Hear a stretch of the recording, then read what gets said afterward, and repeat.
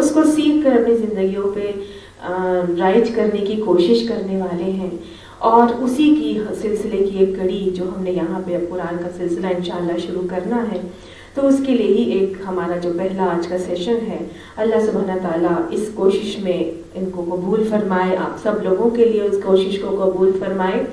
یہ ذکر کی محفلیں جہاں پر قائم ہوتی ہیں، جہاں اللہ کا نام لیا جاتا ہے، اللہ کے رسول کا نام لیا جاتا ہے، ان کی بڑی فضیلتیں آئی ہیں حدیث میں، اور احادیث مبارکہ سے ہمیں پتہ چلتا ہے الملائکۃ سیارہ، ملائکہ جو ہے وہ سیر کر رہے ہوتے ہیں، گھوم رہے ہوتے ہیں، اور ذکر کی محفلوں کو تلاش کر رہے ہوتے ہیں۔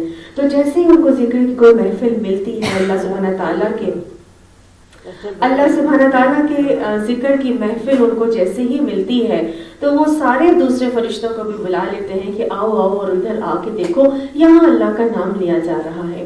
اور پھر وہ کیا کرتے ہیں، سب فرشتے جب وہاں جمع ہو جاتے ہیں تو آنے والوں کے قدموں کے نیچے اپنے پر بچھاتے ہیں اور ان کے لیے دعائے بخشش اور دعائے رحمت کرتے ہیں، اس محفل کو اپنے پروں سے ڈھانپ لیتے ہیں اور بیٹھنے والے لوگوں کے دلوں میں سکینہ نازل کرتے ہیں۔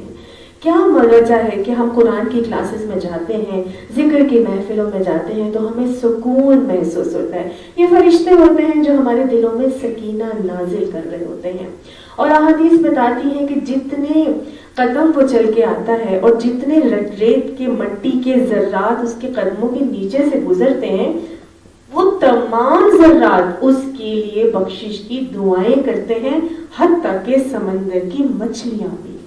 تو اتنی دعاؤں کے مستحق ہوتے ہیں وہ لوگ جو ذکر کی محفلوں میں جاتے ہیں، ان اجروں کو پاتے ہیں۔ تو یہ اللہ سبحانہ تعالیٰ کا وعدہ کیا ہے کہ جس زمین کے جس خطے پر ذکر کی محفل قائم ہوگی، میرا ذکر کیا جائے گا، میں زمین کے اس خطے کو جنت کا حصہ اور جنت کا ٹکڑا بنا دوں گا۔ سبحان اللہ، کتنی خوبصورت وعید، کتنی خوبصورت خوشخبری ہے اللہ کی طرف سے۔ جس خطے پر بھی قائم ہوگا اللہ سبحانہ تعالیٰ اس زمین کے خطے کو بھی جنت کا ٹکڑا بنا دیں۔ آپ صلی اللہ علیہ وسلم نے فرمایا کہ جب تم زمین میں چلتے پھرتے ہو تو جنت کے باغوں میں سے کچھ چر چگ لیا کرو۔ صحابہ کرام نے پوچھا، یا رسول اللہ صلی اللہ علیہ وسلم، یہ جنت کے باغ کیا ہیں؟ تو آپ صلی اللہ علیہ وسلم نے فرمایا، یہ وہ جگہ ہیں جہاں اللہ اور اللہ کے نبی کا ذکر ہوتا ہے، یہ جنت کے باغ ہیں۔ اللہ سبحانہ تعالیٰ ہمیں ان جنت کے باغوں سے چرنے اور چگنے کی توفیق نصیب فرمائے۔ بہت فضیلت قرآن کو سمجھ کر پڑھنا کتنی فضیلت رکھتا ہے۔ ہم نوافل پڑھتے ہیں، ہم کہتے ہیں گھر میں ہماری نمازوں کا ٹائم ہو رہا ہے، ہم نے اشراق پڑھنی ہے، ہم نے چاشت پڑھنی ہے، اب ہم نے فلاں نفل پڑھنے ہیں، ہم نے تسبیح نماز پڑھنی ہے، اور اس کے لیے ہم گھروں سے نکلتے ہی نہیں کہ ہمیں جو ہے وہ ہم اپنی عبادت کرتے رہیں۔ اللہ کے نبی نے جب آپ صلی اللہ علیہ وسلم مسجد نبوی میں تشریف لے کر گئے تو وہاں دو قسم کے صحابہ کرام بیٹھے کام کر رہے تھے۔ ایک کچھ صحابہ کرام کی جماعت جو ہے وہ قرآن کو پڑھ رہی تھی، ناظرہ قرآن جیسے پڑھا جاتا ہے، اور دوسرے صحابہ کرام کی جو جماعت تھی وہ قرآن کو بیٹھ کے ڈسکس کر رہے تھے، ان کی آیات پر غور و فکر کر رہے تھے۔ تو آپ صلی اللہ علیہ وسلم نے کس محفل میں جانا، کس صحابہ کرام کی جماعت کو جوائن کرنا پسند کیا؟ آپ کو بڑی حیرت ہوگی۔ آپ صلی اللہ علیہ وسلم نے ان کے پاس جانا پسند نہیں کیا جو صرف ناظرہ قرآن مزے لے کر پڑھ رہے تھے۔ آپ صلی اللہ علیہ وسلم ان کے پاس گئے جو قرآن کی آیات کے اوپر غور و فکر کر رہے تھے۔ کیوں؟ کیونکہ حدیث بتاتی ہے کہ قرآن کی ایک آیت کو، قرآن کی 2 آیات کو سمجھ کر پڑھنا اور پڑھانا 100 نوافل سے بہتر ہے۔ 1 یا 2 آیات کو، کہیں ایک آتے کہیں 2، 100 نوافل سے بہتر ہے۔ اور اگر پورا ایک چیپٹر، پورا ایک باب، پوری کی پوری اس میں سے ہم چیپٹر اٹھا کے پڑھ لیں، جیسے وضو کے مسائل کا پورا پڑھ لیں، نماز کا پورا چیپٹر پڑھ لیں اور باب اس کے مسائل اور ساری چیزیں اس کے حوالے سے پڑھیں، طلاق کے مسائل، تو یہ کتنا ہے؟ 1000 نوافل سے بہتر ہے۔ اللہ سبحانہ تعالیٰ یہ اجر ہمیں سمیٹنے کی توفیق نصیب فرمائے۔ دنیا کی اصل میں اندھیرا ہے، اس میں روشنی کو لایا جاتا ہے۔ یہ جو دنیا رب کائنات نے بنائی ہے، اس کی اصل کیا ہے؟ اندھیرا۔ اللہ سبحانہ تعالیٰ قرآن پاک میں فرماتا ہے وَآيَةٌ لَهُمُ اللَّيْلُ نَسْلَخُ مِنْهُ النَّهَارَ، اللہ کی نشانیوں میں رات ہے، اس میں ہم دن کی کھال کو کھینچ لیتے ہیں، فَإِذَا هُمْ مُسْلِمُونَ، اور پھر وہاں پہ اندھیرے چھا جاتے ہیں۔ اللہ کی نشانیوں میں سے تو رات ہے، دن کی کھال کو اس پہ چڑھایا جاتا ہے، پھر جب دن کی کھال کو اللہ سبحانہ تعالیٰ کھینچ لیتا ہے تو پھر اندھیرا ہو جاتا ہے۔ ایسے ہی ہے، تو اس دنیا کی اندھیروں کو دور کرنے کے لیے اللہ سبحانہ تعالیٰ نے کس چیز کا بندوبست کیا؟ سورج کا بندوبست کیا۔ ایسے ہی ہے، والشمس والضحاها، والشمس والضحاها آتا ہے نا قرآن میں، اللہ سبحانہ تعالیٰ نے سورج کی اور اس کی روشنی کی قسم کھائی ہے۔ اللہ سبحانہ تعالیٰ فرماتا ہے والشمس تجری لمستقر لها، سورج تو اپنے مقرر مقام کی طرف چلا چلا جا رہا ہے، اور یہ سورج ہماری دنیا کو روشنی کا دینے کا سبب بنتا ہے، ہماری دنیا کے اندھیروں کو دور کرنے کا سبب بنتا ہے۔ اللہ سبحانہ تعالیٰ نے غور کرے تو دنیا کے اندھیرے دور کرنے کے لیے تو روشنی دینے کے لیے سورج بنا دیا، کیا دلوں کے اندھیروں کو دور کرنے کے لیے اس نے کچھ نہیں بنایا ہوگا؟ اللہ سبحانہ تعالیٰ تو ایسا رب ہے نا، رب کائنات ہے، ہم بھی اس کی مخلوق ہیں، دنیا اور زمین اور آسمان بھی اس کی مخلوق ہے، سورج چاند ستارے بھی اس کی مخلوق ہیں۔ جب دنیا کے اندھیرے دور کرنے کے لیے وہ روشنی لانے کے لیے سورج کا بندوبست کرتا ہے، تو پھر دلوں کے اندھیروں کو دور کرنے کے لیے بھی وہ کس چیز کا بندوبست کرتا ہے؟ اللہ سبحانہ تعالیٰ فرماتا ہے نا هو الذی ارسل بالحق ارسل رسولہ بالحق، اللہ سبحانہ تعالیٰ تو وہ ہے جس نے رسول کو حق کے ساتھ نازل کیا۔ کیوں نازل کیا؟ کیسے نازل کیا؟ شاہدا و مبشرا ونذیرا وداعیا الی اللہ وسراجا منیرا، اللہ سبحانہ تعالیٰ نے نبی صلی اللہ علیہ وآلہ وسلم کو گواہ بنا کر حق کے ساتھ خوشخبری دینے والا اور ڈرانے والا بنا کر بھیجا، اور سراجا منیرا بنا کر بھیجا، چمکتا ہوا چاند بنا کر بھیجا۔ یہ اللہ سبحانہ تعالیٰ نے، یہ اس کا ایک اور ہمارے اوپر احسان ہے کہ اس نے نہ صرف یہ کہ ہمیں دنیا میں بھیجا، بلکہ ہماری ہدایت کے لیے اس نے انبیاء کی لڑی کا سلسلہ چلایا، کتابیں بھیجنے کا سلسلہ چلایا، اور پھر اسی ذریعے سے وہ ہمارے دلوں کے اندھیروں کو دور کرنے کا معاملہ کرتا ہوا نظر آ رہا ہے۔ یہ اللہ سبحانہ تعالیٰ نبی صلی اللہ علیہ وآلہ وسلم کو بھیجتے ہیں۔ یہ کون ہے نبی صلی اللہ علیہ وآلہ وسلم؟ آپ صلی اللہ علیہ وآلہ وسلم خاتم الانبیاء ہیں، آپ صلی اللہ علیہ وآلہ وسلم حبیب خدا ہیں، اللہ کے محبوب۔ باقی تمام انبیاء کو مختلف لقب سے نوازا گیا۔ موسیٰ علیہ السلام کلیم اللہ پکارے گئے، حضرت ابراہیم علیہ السلام خلیل اللہ پکارے گئے، وہ نبی صلی اللہ علیہ وآلہ وسلم کو حبیب اللہ کا لقب دیا۔ یہ حبیب اللہ، اللہ کے محبوب نبی صلی اللہ علیہ وآلہ وسلم کو اللہ نے جب بنایا تو اپنے محبوب کے امتیوں کو اس نے سب سے بہترین نہیں بنایا ہوگا؟ کیا خیال ہے آپ کا؟ ہے کہ نہیں؟ ہم تو وہ قوم ہیں، ہم تو وہ امت ہیں جس کا تذکرہ اللہ سبحانہ تعالیٰ نے اپنی قرآن پاک میں بڑے ہی پیار سے کیا ہے، یا ایھا الذین آمنوا، اور دوسری امتوں کو مغضوب اور ضالین کہا ہے۔ ان کی غلط رویاں، ان کی کمیاں، کوتاہیاں قرآن پاک میں اللہ تعالیٰ نے ہمیں بتائی ہیں، لیکن ہماری کوئی غلط روی اس میں نہیں بتائی۔ آخری الہامی کتاب میں کتنے پیارے ہیں پھر ہم اللہ تعالیٰ کو، ہیں کہ نہیں؟ ہے نا؟ ہم وہ امتی ہیں جن کے لیے اللہ سبحانہ تعالیٰ نے فرمایا کنتم خیر امت، تم بہترین امت ہو۔ ہم تو بہترین امت ہیں، بہترین نبی کی بہترین امت ہے۔ کتنا ہم اللہ کا شکر ادا کریں، ہم اس پر کر ہی نہیں سکتے۔ اور ہماری امتیوں کا حال یہ ہے کہ اللہ کی طرف سے، اللہ سبحانہ تعالیٰ کی طرف سے اس بیمار امت کے نام ایک شفا کا نسخہ آیا ہے، اور اس شفا کے نسخے کو کوئی کھول کر دیکھنا بھی گوارا نہیں کرتا، ہے کہ نہیں؟ آپ کہیں جاتے ہیں ڈاکٹر کے پاس تو کیا ہوتا ہے؟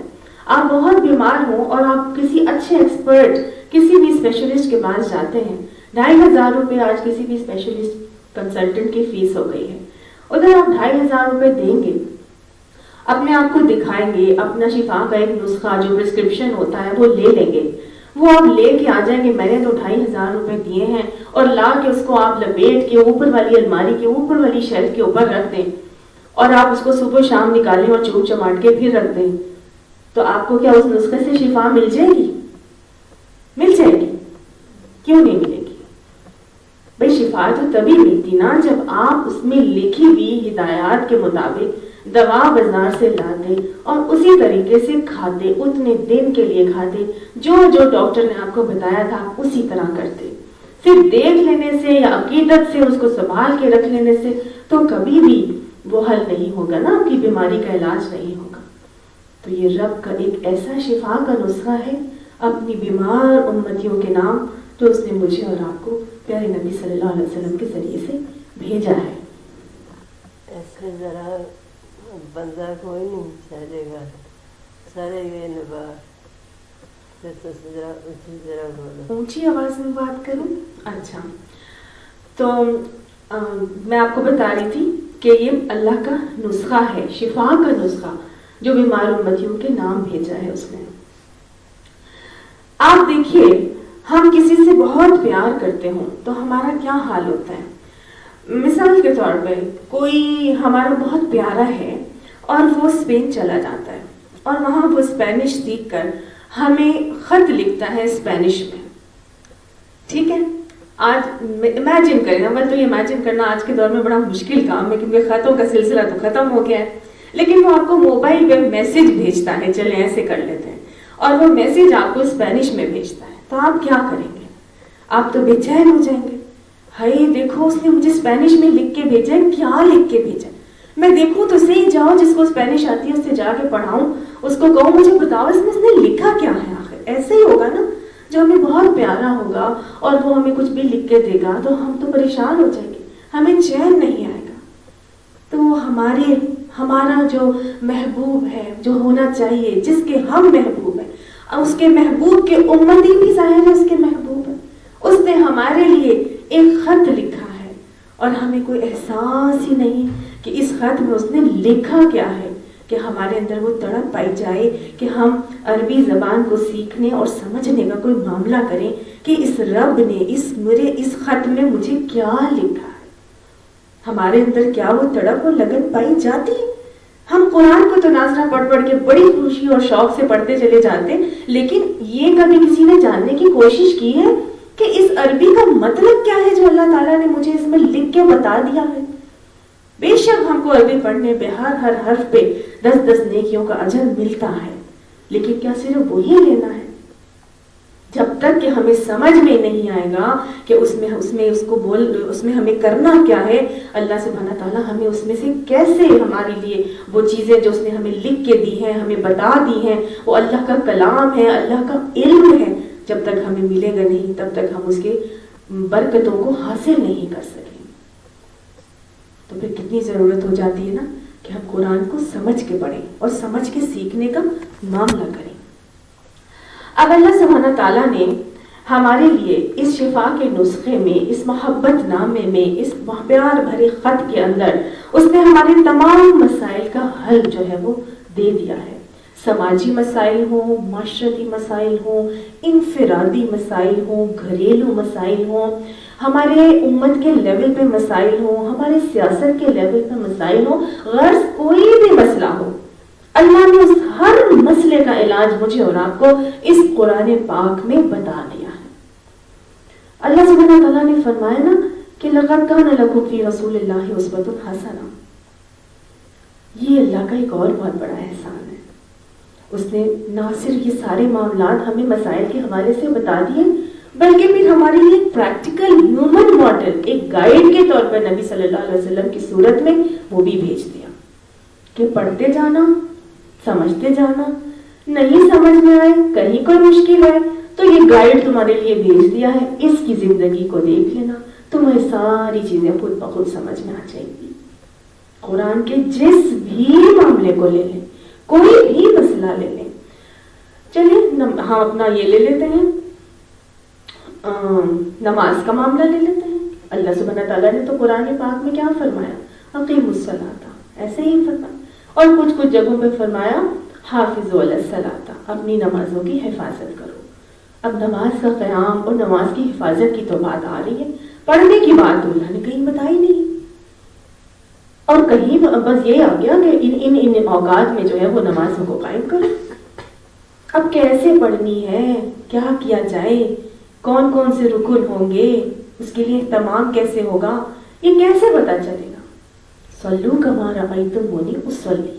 آپ صلی اللہ علیہ وسلم نے فرمایا نماز ایسے پڑھو جیسے مجھے پڑھتے ہوئے دیکھتے ہو. کتنی رکعت ہوں گی, قیام میں کیا پڑھنا ہے, سجدے میں کیا پڑھنا ہے, رکوع میں کیا پڑھا جائے گا, تشہد میں کیا پڑھا جائے گا, وہ سب نبی صلی اللہ علیہ وسلم کے ذریعے سے ہمیں پتہ چلتا گیا. اور پھر نماز کے لیے جو بہترین سب سے پہلے اولین کام ہے وہ کیا ہے؟ وضو اور طہارت کا اہتمام, غسل. قرآن میں تو صرف فرائض وضو 4 بتائے گئے اور تو کچھ نہیں بتایا. کتنی دفعہ دھونا ہے, کیسے دھونا ہے, سیکوینس کیا ہوگی اور کب کرنا ہے, کون کون سے اوقات پہ وضو کیا جائے گا, کب وضو ٹوٹ جاتا ہے, یہ کیسے پتہ چلتا ہے؟ نبی صلی اللہ علیہ وسلم سے پتہ چلتا ہے نا. تو ہمارا تو قرآن کا علم ہی مکمل نہیں ہو سکتا جب تک کہ ہم حدیث کو ملا کے نہ پڑھیں. ایسا ہی آپ صلی اللہ علیہ وسلم نے ہر موقع پر ہر چیز کا ہمیں خود پریکٹیکلی علم دیا اور ہمیں کر کے دکھایا اور ہمارے لیے نمونہ چھوڑتے گئے. صرف نماز کا ہی نہیں, آپ دین کا کوئی بھی حکم لے لیں, دین کا کوئی بھی حکم لے لیں, ہر حکم میں ہمیں یہی نظر آتا ہے کہ اللہ سبحانہ تعالیٰ نے ہمیں نبی صلی اللہ علیہ وسلم کا ایک پریکٹیکل ماڈل دیا ہے تاکہ ہمارے لیے ان احکامات کو سمجھنے میں آسانی ہو جائے. یہ دین 2 چیزوں کا مرکب ہے, 2 چیزوں کا مجموعہ. ہمارے دین میں آپ صلی اللہ علیہ وسلم ہمیں کیا فرماتے ہیں, قرآن ہمیں کیا بتاتا ہے؟ اقیموا الصلاۃ وآتوا الزکاۃ. اقیموا الصلاۃ کرو اور زکوٰۃ ادا کرو, نماز کا قیام اور زکوٰۃ, حقوق اللہ بھی اور حقوق العباد بھی. آپ صلی اللہ علیہ وسلم دنیا سے جاتے جاتے یہی 2 باتیں ہمیں سکھا گئے. اقیموا الصلاۃ کے حوالے سے آپ نے فرمایا الصلاۃ, اور وما ملکت ایمانکم, جو تمہارے زیر دست لوگ آئیں گے, جو نیچے اور انڈر ہوں گے, جو کمزور طبقہ ہوگا, اس کا خیال رکھنا. تو یہ دین جو ہے وہ 2 چیزوں کا مرکب ہے, حقوق اللہ اور حقوق العباد. آج کا پڑھا لکھا طبقہ وہ کہتا ہے اللہ تو اپنے حق معاف کر دے گا, حقوق العباد معاف نہیں کرے گا. تو بس حقوق العباد جو ہے وہ صحیح ہونے چاہیے, حقوق اللہ تو اللہ معاف کر دے گا. ایسی بات نہیں ہے. ہمارے دین کی یہ دونوں بیسک چیزیں ہیں.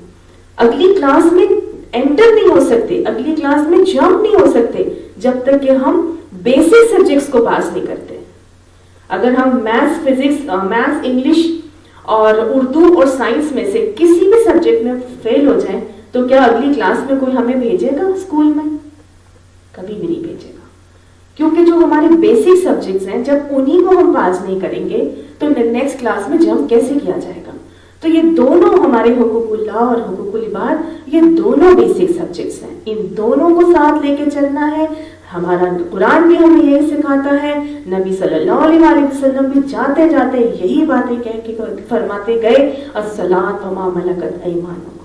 اپنی نمازوں کا خیال رکھنا یعنی اپنی عبادات کا خیال رکھنا, حقوق اللہ جتنی عبادات کے حوالے سے, اور ما ملکت ایمانکم یعنی تو حقوق العباد میں سارے جو تم سے انڈر ہوں گے, جو نیچے ہوں گے, کمزور طبقہ ہوگا, اس کا تم نے دھیان رکھ کے چلنا ہے. تو لہٰذا دین کو نبی صلی اللہ علیہ وسلم کی سنت کے ساتھ ملا کر نہ پڑھا جائے تو دین کبھی بھی سمجھ میں نہیں آتا. آج لوگ کہتے ہیں بس صحیح ہے, قرآن ہی کافی ہے, ہم قرآن ہی پڑھ لیں گے, حدیث تو بھی محفوظ نہیں, پتہ نہیں حدیث تو غلط بھی آ گئی ہیں, بڑی بڑی ضعیف احادیث ہیں اور پتہ نہیں اپنی طرف سے لوگوں نے گھڑ لی ہوئی ہیں. اللہ نے جہاں فرمایا تھا نا قرآن کے لیے, اِنَّا نَحْنُ نَزَّلْنَا الذِّكْرَ, بے شک ہم نے ذکر کو نازل کیا ہے, وَإِنَّا لَهُ لَحَافِظُونَ, اور ہم ہی اس کی حفاظت کرنے والے.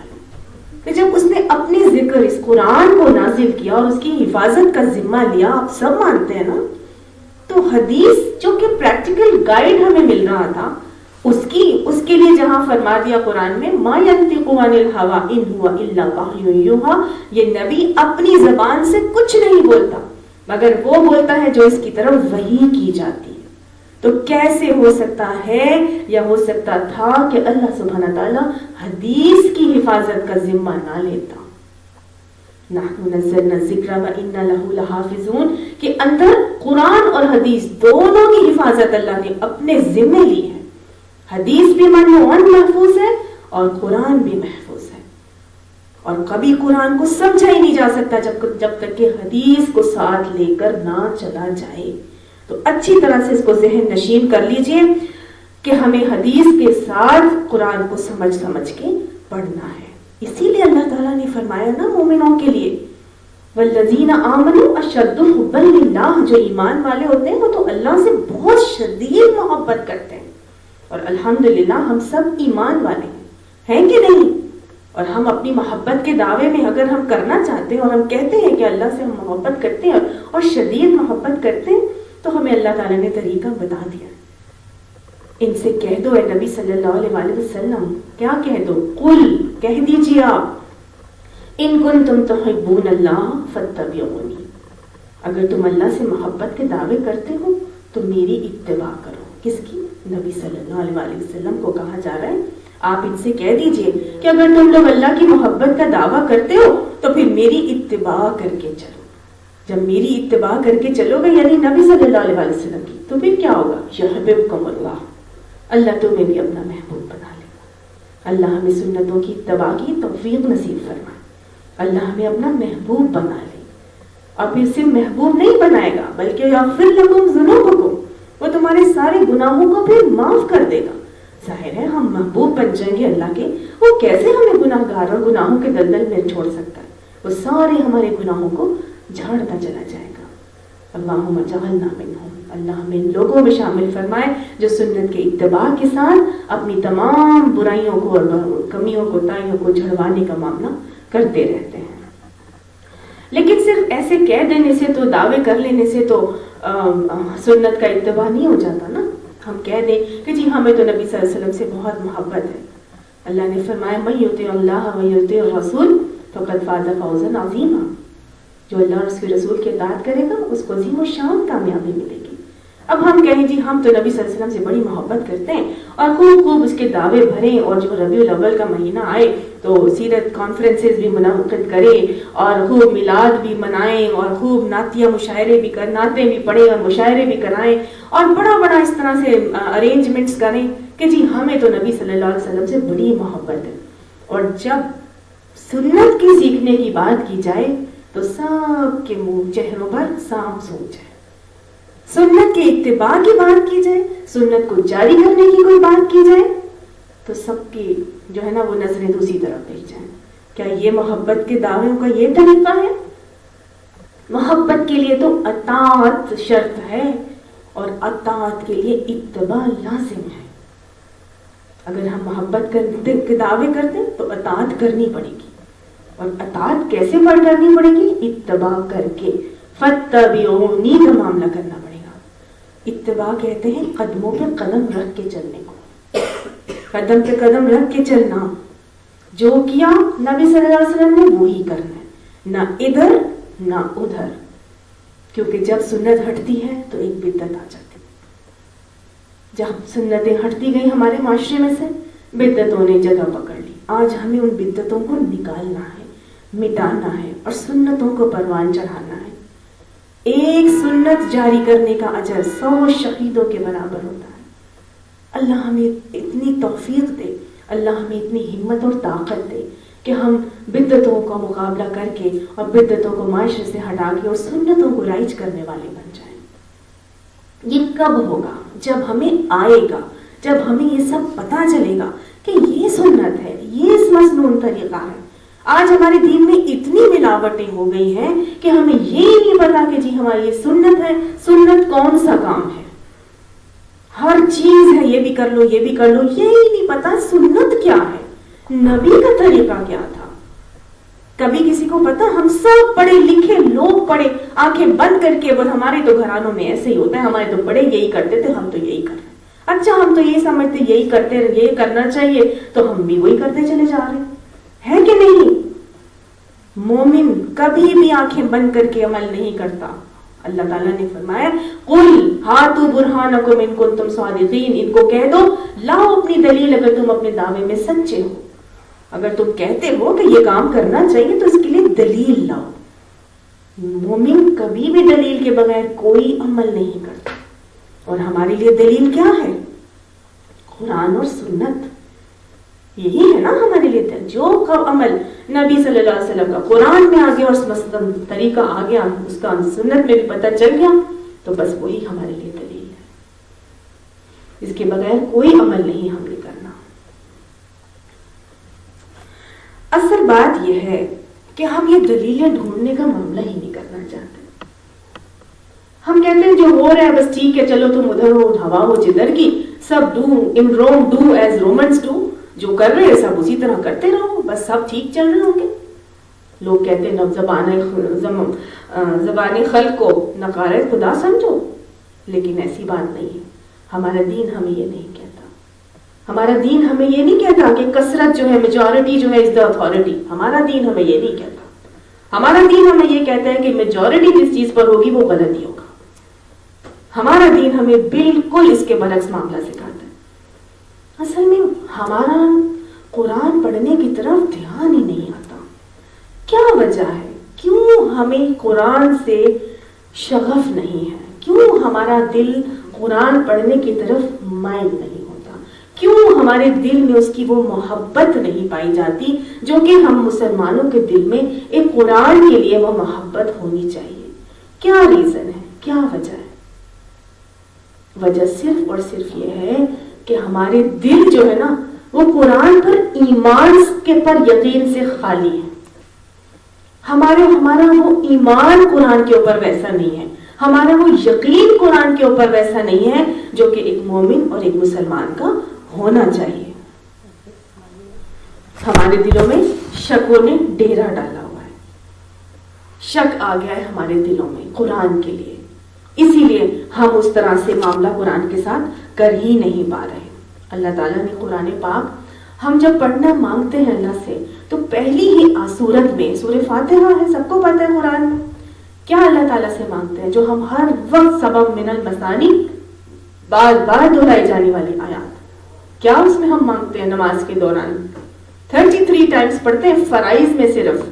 صرف فرض نمازیں سارے دن کی ملا لینا تو 33 مرتبہ پڑھا جاتا ہے سورہ فاتحہ کو.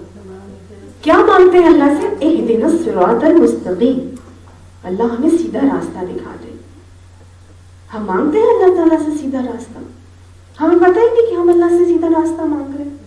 ہم مانگتے, بار بار مانگتے, اور پھر ہم جیسے ہی قرآن کھولتے ہیں اس میں اللہ تعالیٰ پہلے ہی آیت میں ہمیں فرما دیتا ہے الف لام میم ذالک الکتاب لا ریب فیہ ہدی للمتقین. الف لام میم کا تو اللہ نے ہمیں مطلب نہیں بتایا. ذالک الکتاب, یہ کتاب ہے, لا ریب فیہ, اس میں یہ کتاب لے لو. ہدایت مانگ رہے تھے, یہ کتاب لے لو. کرنا کیا ہے؟ لا ریب فیہ, اس کتاب میں آنے والی کسی بات کے اوپر شک نہیں کرنا. تو پہلی چیز جو مومن کو سکھائی جاتی ہے ہدایت کے جواب میں, ہدایت کی جو کوشچن کیا انسان نے اس کے جواب میں اللہ تعالیٰ اس کو آنسر دیتا ہے. پہلا کام یہ ہے, یہ کتاب لو, اس میں شک نہیں کرنا. شکوں کو اپنے دلوں سے نکال دو.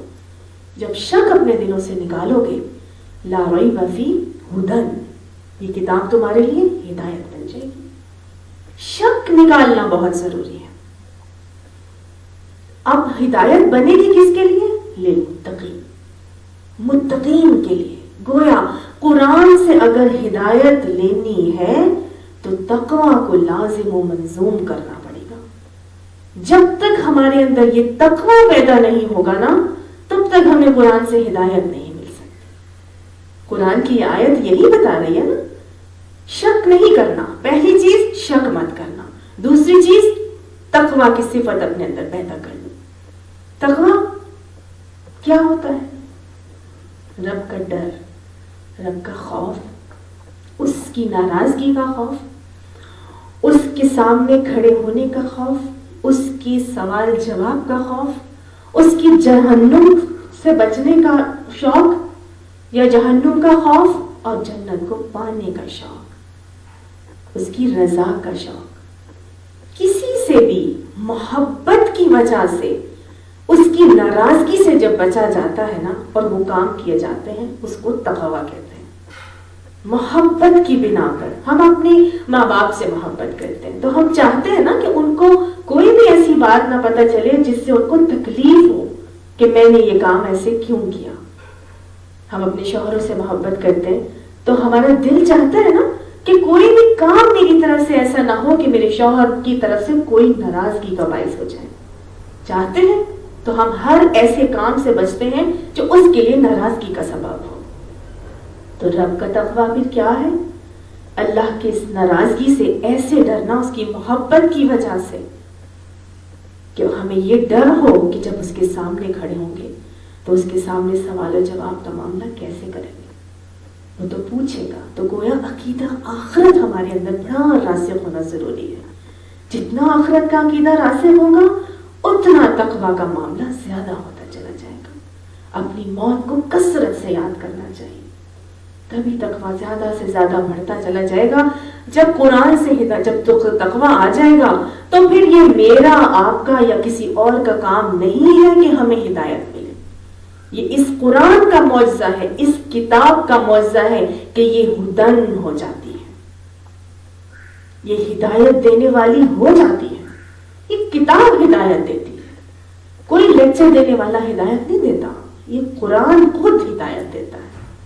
اللہ نے پہلی ہی آیت میں بتایا ہے کہ تم نے شک کو اپنے دماغوں سے نکال کے بچے بن کے اس قرآن کو پڑھنا ہے، جیسے نرسری کا بچہ ہوتا ہے، پوری اپنی دماغ کی سلیٹوں کو صاف کر دینا، کوئی عقائد، کوئی دماغ میں آپ کی باتیں، کوئی آپ کے طریقے جو آپ اب تک کرتے چلے آئے تھے، آپ کے فیملی میں تھے، آپ کے جدھر مرضی تھے، آپ کے روٹین لائف میں تھے، اگر قرآن اس کے مطابق ہے تو الحمدللہ، لیکن اگر قرآن اس کے برعکس کوئی بات کر رہا ہے تو قرآن غلط نہیں ہو سکتا، میں غلط ہو سکتی ہوں۔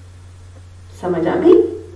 یہ شک اپنے دماغوں سے نکال دینا ہے کہ قرآن غلط نہیں ہے، میں غلط ہو سکتی ہوں۔ تو یہ جو اللہ سبحانہ تعالیٰ نے شک کو نکالنے کی بات کی، تو پھر بار بار قرآن میں فرمایا وَلَا تَكُونَنَّ مِنَ الْمُمْتَرِينَ، تم شک کرنے والوں میں سے مت ہونا، کبھی بھی تمہارے اندر شک کا معاملہ قرآن کے لیے آنا ہی نہیں چاہیے۔ تو بات یہ ہے کہ جب یہ شک ہمارے دلوں میں آ جاتا ہے تو اس کی نہ کوئی عظمت ہمارے اندر رہتی ہے، نہ اس کو پڑھنے کی طلب ہمارے اندر آتی ہے، نہ کوئی رغبت پائی جاتی ہے، اور ہم اپنی ساری زندگی صبح و شام کر رہے ہوتے ہیں، اور زندگی یوں ہی تمام کر کر کے ہم اپنی صبح و شام گزار رہے ہوتے ہیں۔ اللہ کے رسول صلی اللہ علیہ وسلم نے فرمایا جس شخص کو قرآن کی دولت عطا ہوئی ہو اور اس کے بعد وہ یہ سوچے کہ فلاں شخص کو تو بہت بڑی نعمت عطا ہوئی ہے، مطلب اس کو دوسرے کی نعمت زیادہ نظر آ رہی ہو، تو پھر اس نے قرآن کی قدر و قیمت کو نہ پہچانا۔ اگر کسی کو قرآن کی دولت ملی ہے، اور الحمدللہ ہم سب مسلمان ہیں، ہمیں قرآن ملا ہے، اور اگر ہم اپنی دوسرے لوگوں کی فلاں چیز اور ڈھمکان چیز اور اس کے بینک بیلنس اور اس کی گاڑیاں اور اس کے زیورات اور اس کے گھروں اور مختلف چیزوں کے اوپر نظر رکھے رہیں، تو پھر اللہ کے نبی نے کیا فرمایا؟ قرآن جیسی نعمت تمہیں ملی ہے، لیکن پھر بھی تمہارا دماغ جو ہے وہ یہ ہے کہ فلاں کو مجھ سے زیادہ مل گیا ہے، تو پھر تم نے قرآن کی قدر و قیمت کو نہیں پہچانا۔ وَهُوَ خَيْرٌ مِّمَّا يَجْمَعُونَ، یہ وہ بہترین چیز ہے جس کو لوگ جمع کرتے ہیں، جو جمع کرنے کی لائق چیز ہے وہ یہ قرآن ہے۔ اللہ ہمیں اس قرآن کو جمع کرنے کی توفیق عطا فرمائے، اس قرآن کو جمع کرنے کا شوق ہمیں نصیب فرمائے۔ آج قرآن میں شک جو ہے ہمارے دلوں میں کیا ہے؟ آپ دیکھیے قرآن میں جو شک ہوتا تھا اس زمانے میں تو میرا خیال تھا، اور آج بھی کچھ لوگوں کے دلوں میں ہوگا، ایک تو یہ شک ہے قرآن کے لیے کہ جی یہ نعوذ باللہ اللہ کا کلام ہی نہیں ہے، دوسرا یہ شک کہ جی یہ تو خود ہی گھڑ لیا گیا ہے، تیسرا یہ شک کہ یہ حضرت جبرائیل علیہ السلام نے شاید صحیح طرح سے پہنچایا نہیں ہے، چوتھا یہ شک کہ جی حضور صلی اللہ علیہ وسلم سے کوئی بھول چوک ہو گئی ہوگی، یا یہ شک کہ یہ محفوظ نہیں ہے، اس میں چینجز آ گئی ہیں۔ ہم لوگ کو الحمدللہ بینگ مسلمز یہ شک نہیں ہے کہ نہیں؟ الحمدللہ ہم ہرگز ان شکوں سے اپنے آپ کو بری الذمہ قرار دیتے ہیں۔ بینگ مسلم یہ تو نان مسلمس کے شکوک ہے نا جو میں نے ابھی آپ کو بتایا، لیکن مسلمان ہونے کے ناطے ہم بھی کچھ شک کرتے ہیں قرآن کے اوپر. کیا شک ہے ہمارے قرآن کے اوپر؟ پہلا شک تو یہ ہے نا کہ اس کے احکامات جو ہیں یہ تو 1400 سال پرانے احکامات تھے، یہ آج کی زندگی میں اور آج کے ترقی یافتہ دور میں اور سائنٹیفک دور میں امپلیمنٹ نہیں ہو سکتے. یہ آج کے دور کے لیے نہیں ہے، یہ اس زمانے کے لیے تھے. آج کسی سے بات کی جائے نا کہ یہ لڑکے اور لڑکیاں جا کے ڈائن آؤٹ کیوں کرتے ہیں، تو آگے سے کہتے ہیں وہ پرانی زمانوں کی باتیں تھیں، آج نہیں ہوتا. آج جو اپنی کلاس اور کالجز میں ایک ساتھ پڑھتے ہیں تو کیا ہوا اگر جا کے باہر بیٹھ کے کھانا بھی کھا لیں تو ایسے ہی کہتے ہیں. مجھے تو یہی جواب ملتا ہے ہمیشہ، ایسے ہی ملتا ہے. یہ اس زمانے میں ہوتا تھا، یہ اب نہیں ہو سکتا. اب تو سارے لڑکے لڑکیاں آپس میں کمبائنڈ پڑھتے ہیں اسکولوں میں کالجوں میں، اگر جا کے ڈائن آؤٹ کر لیں گے تو پھر کیا ہو جائے گا. یہ پہلے ہوتا تھا جب علیحدہ علیحدہ پڑھتے تھے، اب یہ چیزیں اب نہیں ہو سکتی. مجھے کہتے ہیں تمہاری بیٹی بڑی ہوگی نا پھر پوچھیں گے، ہمارا بیٹا بڑا ہوگا نا پھر پوچھیں گے. تو یہ ایک شک ہے نا ہمارے دلوں میں کہ اس کے احکامات پہلے زمانے کے لیے تھے، آج کے دور کے لیے قابل قبول یا امپلیمنٹ نہیں کیے جا سکتے. دوسرا شک ہم کو یہ ہے کہ قرآن کے فلاں حکم پر میں نے اگر عمل کر لیا تو میرا کوئی نہ کوئی نقصان ہو جائے گا یا دنیاوی فائدہ ہاتھ سے چلا جائے گا. مثال کے طور پر اگر ہم سود پڑھتے ہیں کہ سود لینا جو ہے وہ اور دینا اور لینا اور حرام ہے اور بینکنگ سسٹم سارا سود کا ہے، تو پتہ چلتا ہے جب سود کی ڈیٹیلز میں پورا ٹاپک پڑھا جاتا ہے تو سمجھ میں آ جاتا ہے کہ سود کا کاروبار تو بینکنگ سسٹم تو ٹوٹلی اللہ تعالیٰ نے ہمیں ناجائز اور حرام کہا ہے. اب جو لوگ سود کے لیے یہ جو سیونگ سرٹیفکیٹس رکھے ہوئے یا مختلف چیزوں میں اپنے آپ کو پیسے کو انوالو کیا ہوئے سودی نظام میں، تو وہ کہتے ہیں ہم یہاں سے نکال لیں گے تو پھر تو ہمارے تو پھنڈا بیٹھ جائے گا، ہمارا کام کیسے ہوگا، ہماری یہ بزنس کیسے چلے گا اگر ہم بینکنگ سسٹم کو انوالو نہیں کریں گے. ایسا ہی ہوتا ہے.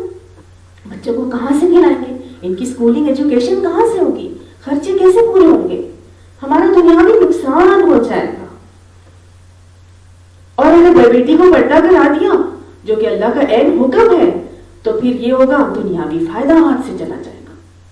کون آئے گا اس کا مولوین کا رشتہ لینے کے لیے؟ آج تو لوگ کہتے ہیں لڑکی تو خوب سٹائل والی ہونی چاہیے، کوئی سر ور کور نہیں ہو، جو سر کور کرتی ہے کسی بھی کھاتے پیتے گھر سے اس کا رشتہ نہیں آئے گا. تو یہ شک کیا ہمارے دلوں میں نہیں ہے؟ قرآن کے احکامات کے اوپر جب عمل کرنے لگے تو یہ دو شکوک جو ہیں کم سے کم ہم سب مسلمانوں کے دماغوں میں ضرور آتے ہیں.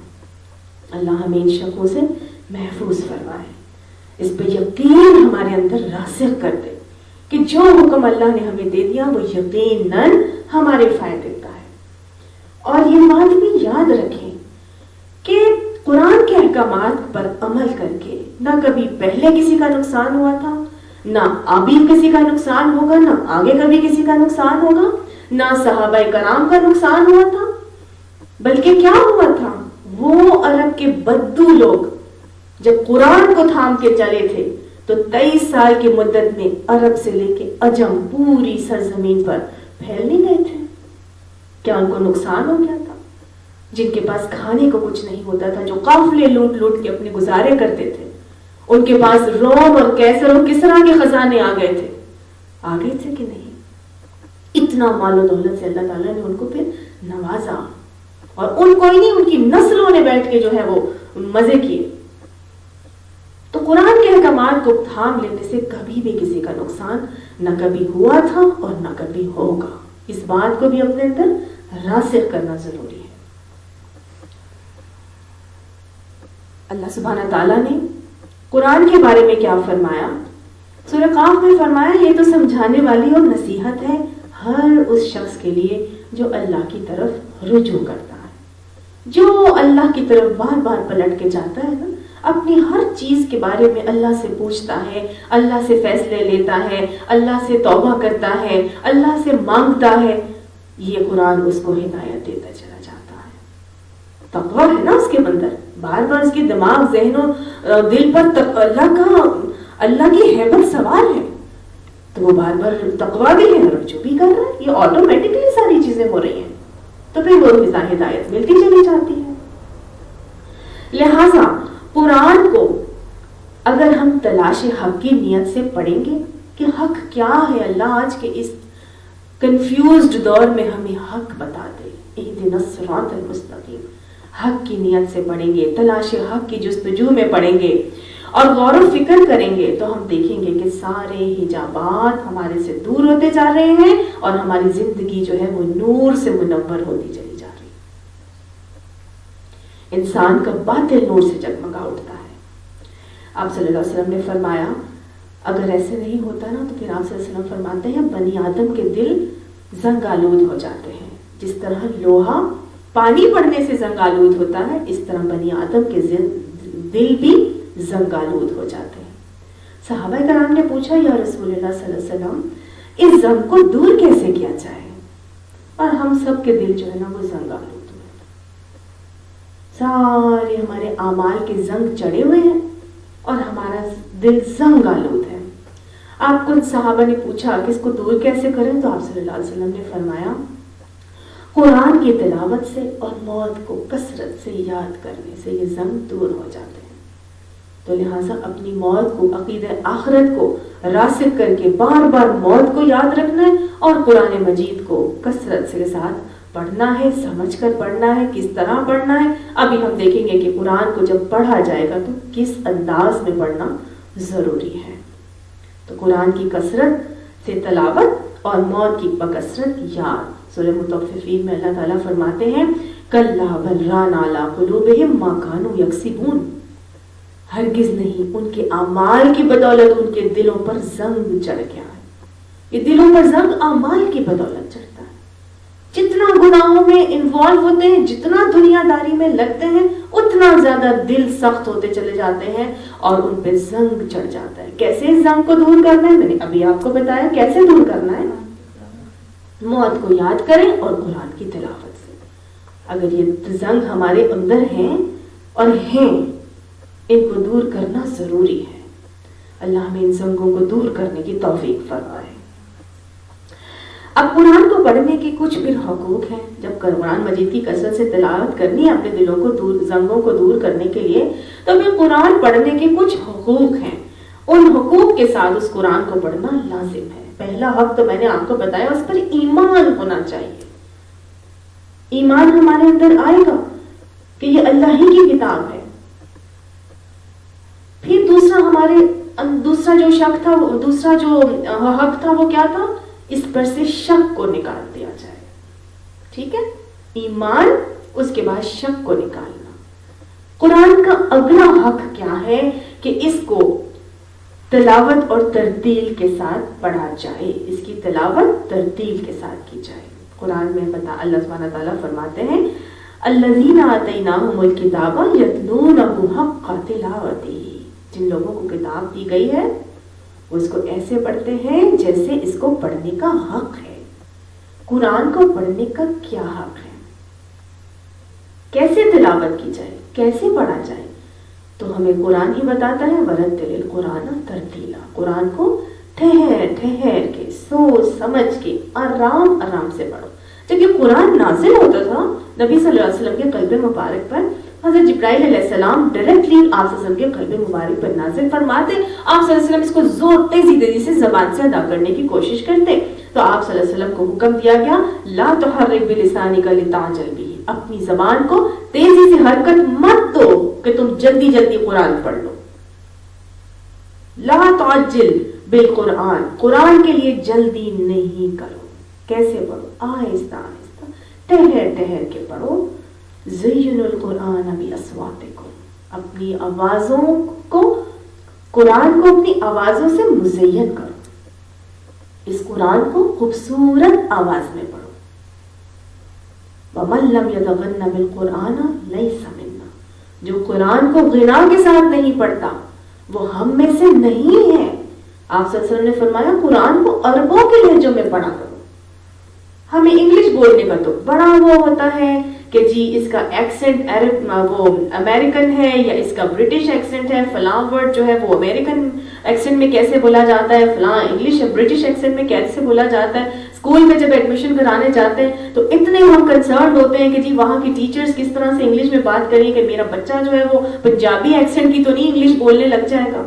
کتنا ہم کنسرنڈ ہوتے ہیں. کیا ہم نے کبھی قرآن کو عربوں کے لب و لہجے میں پڑھنے کی کوشش کی ہے؟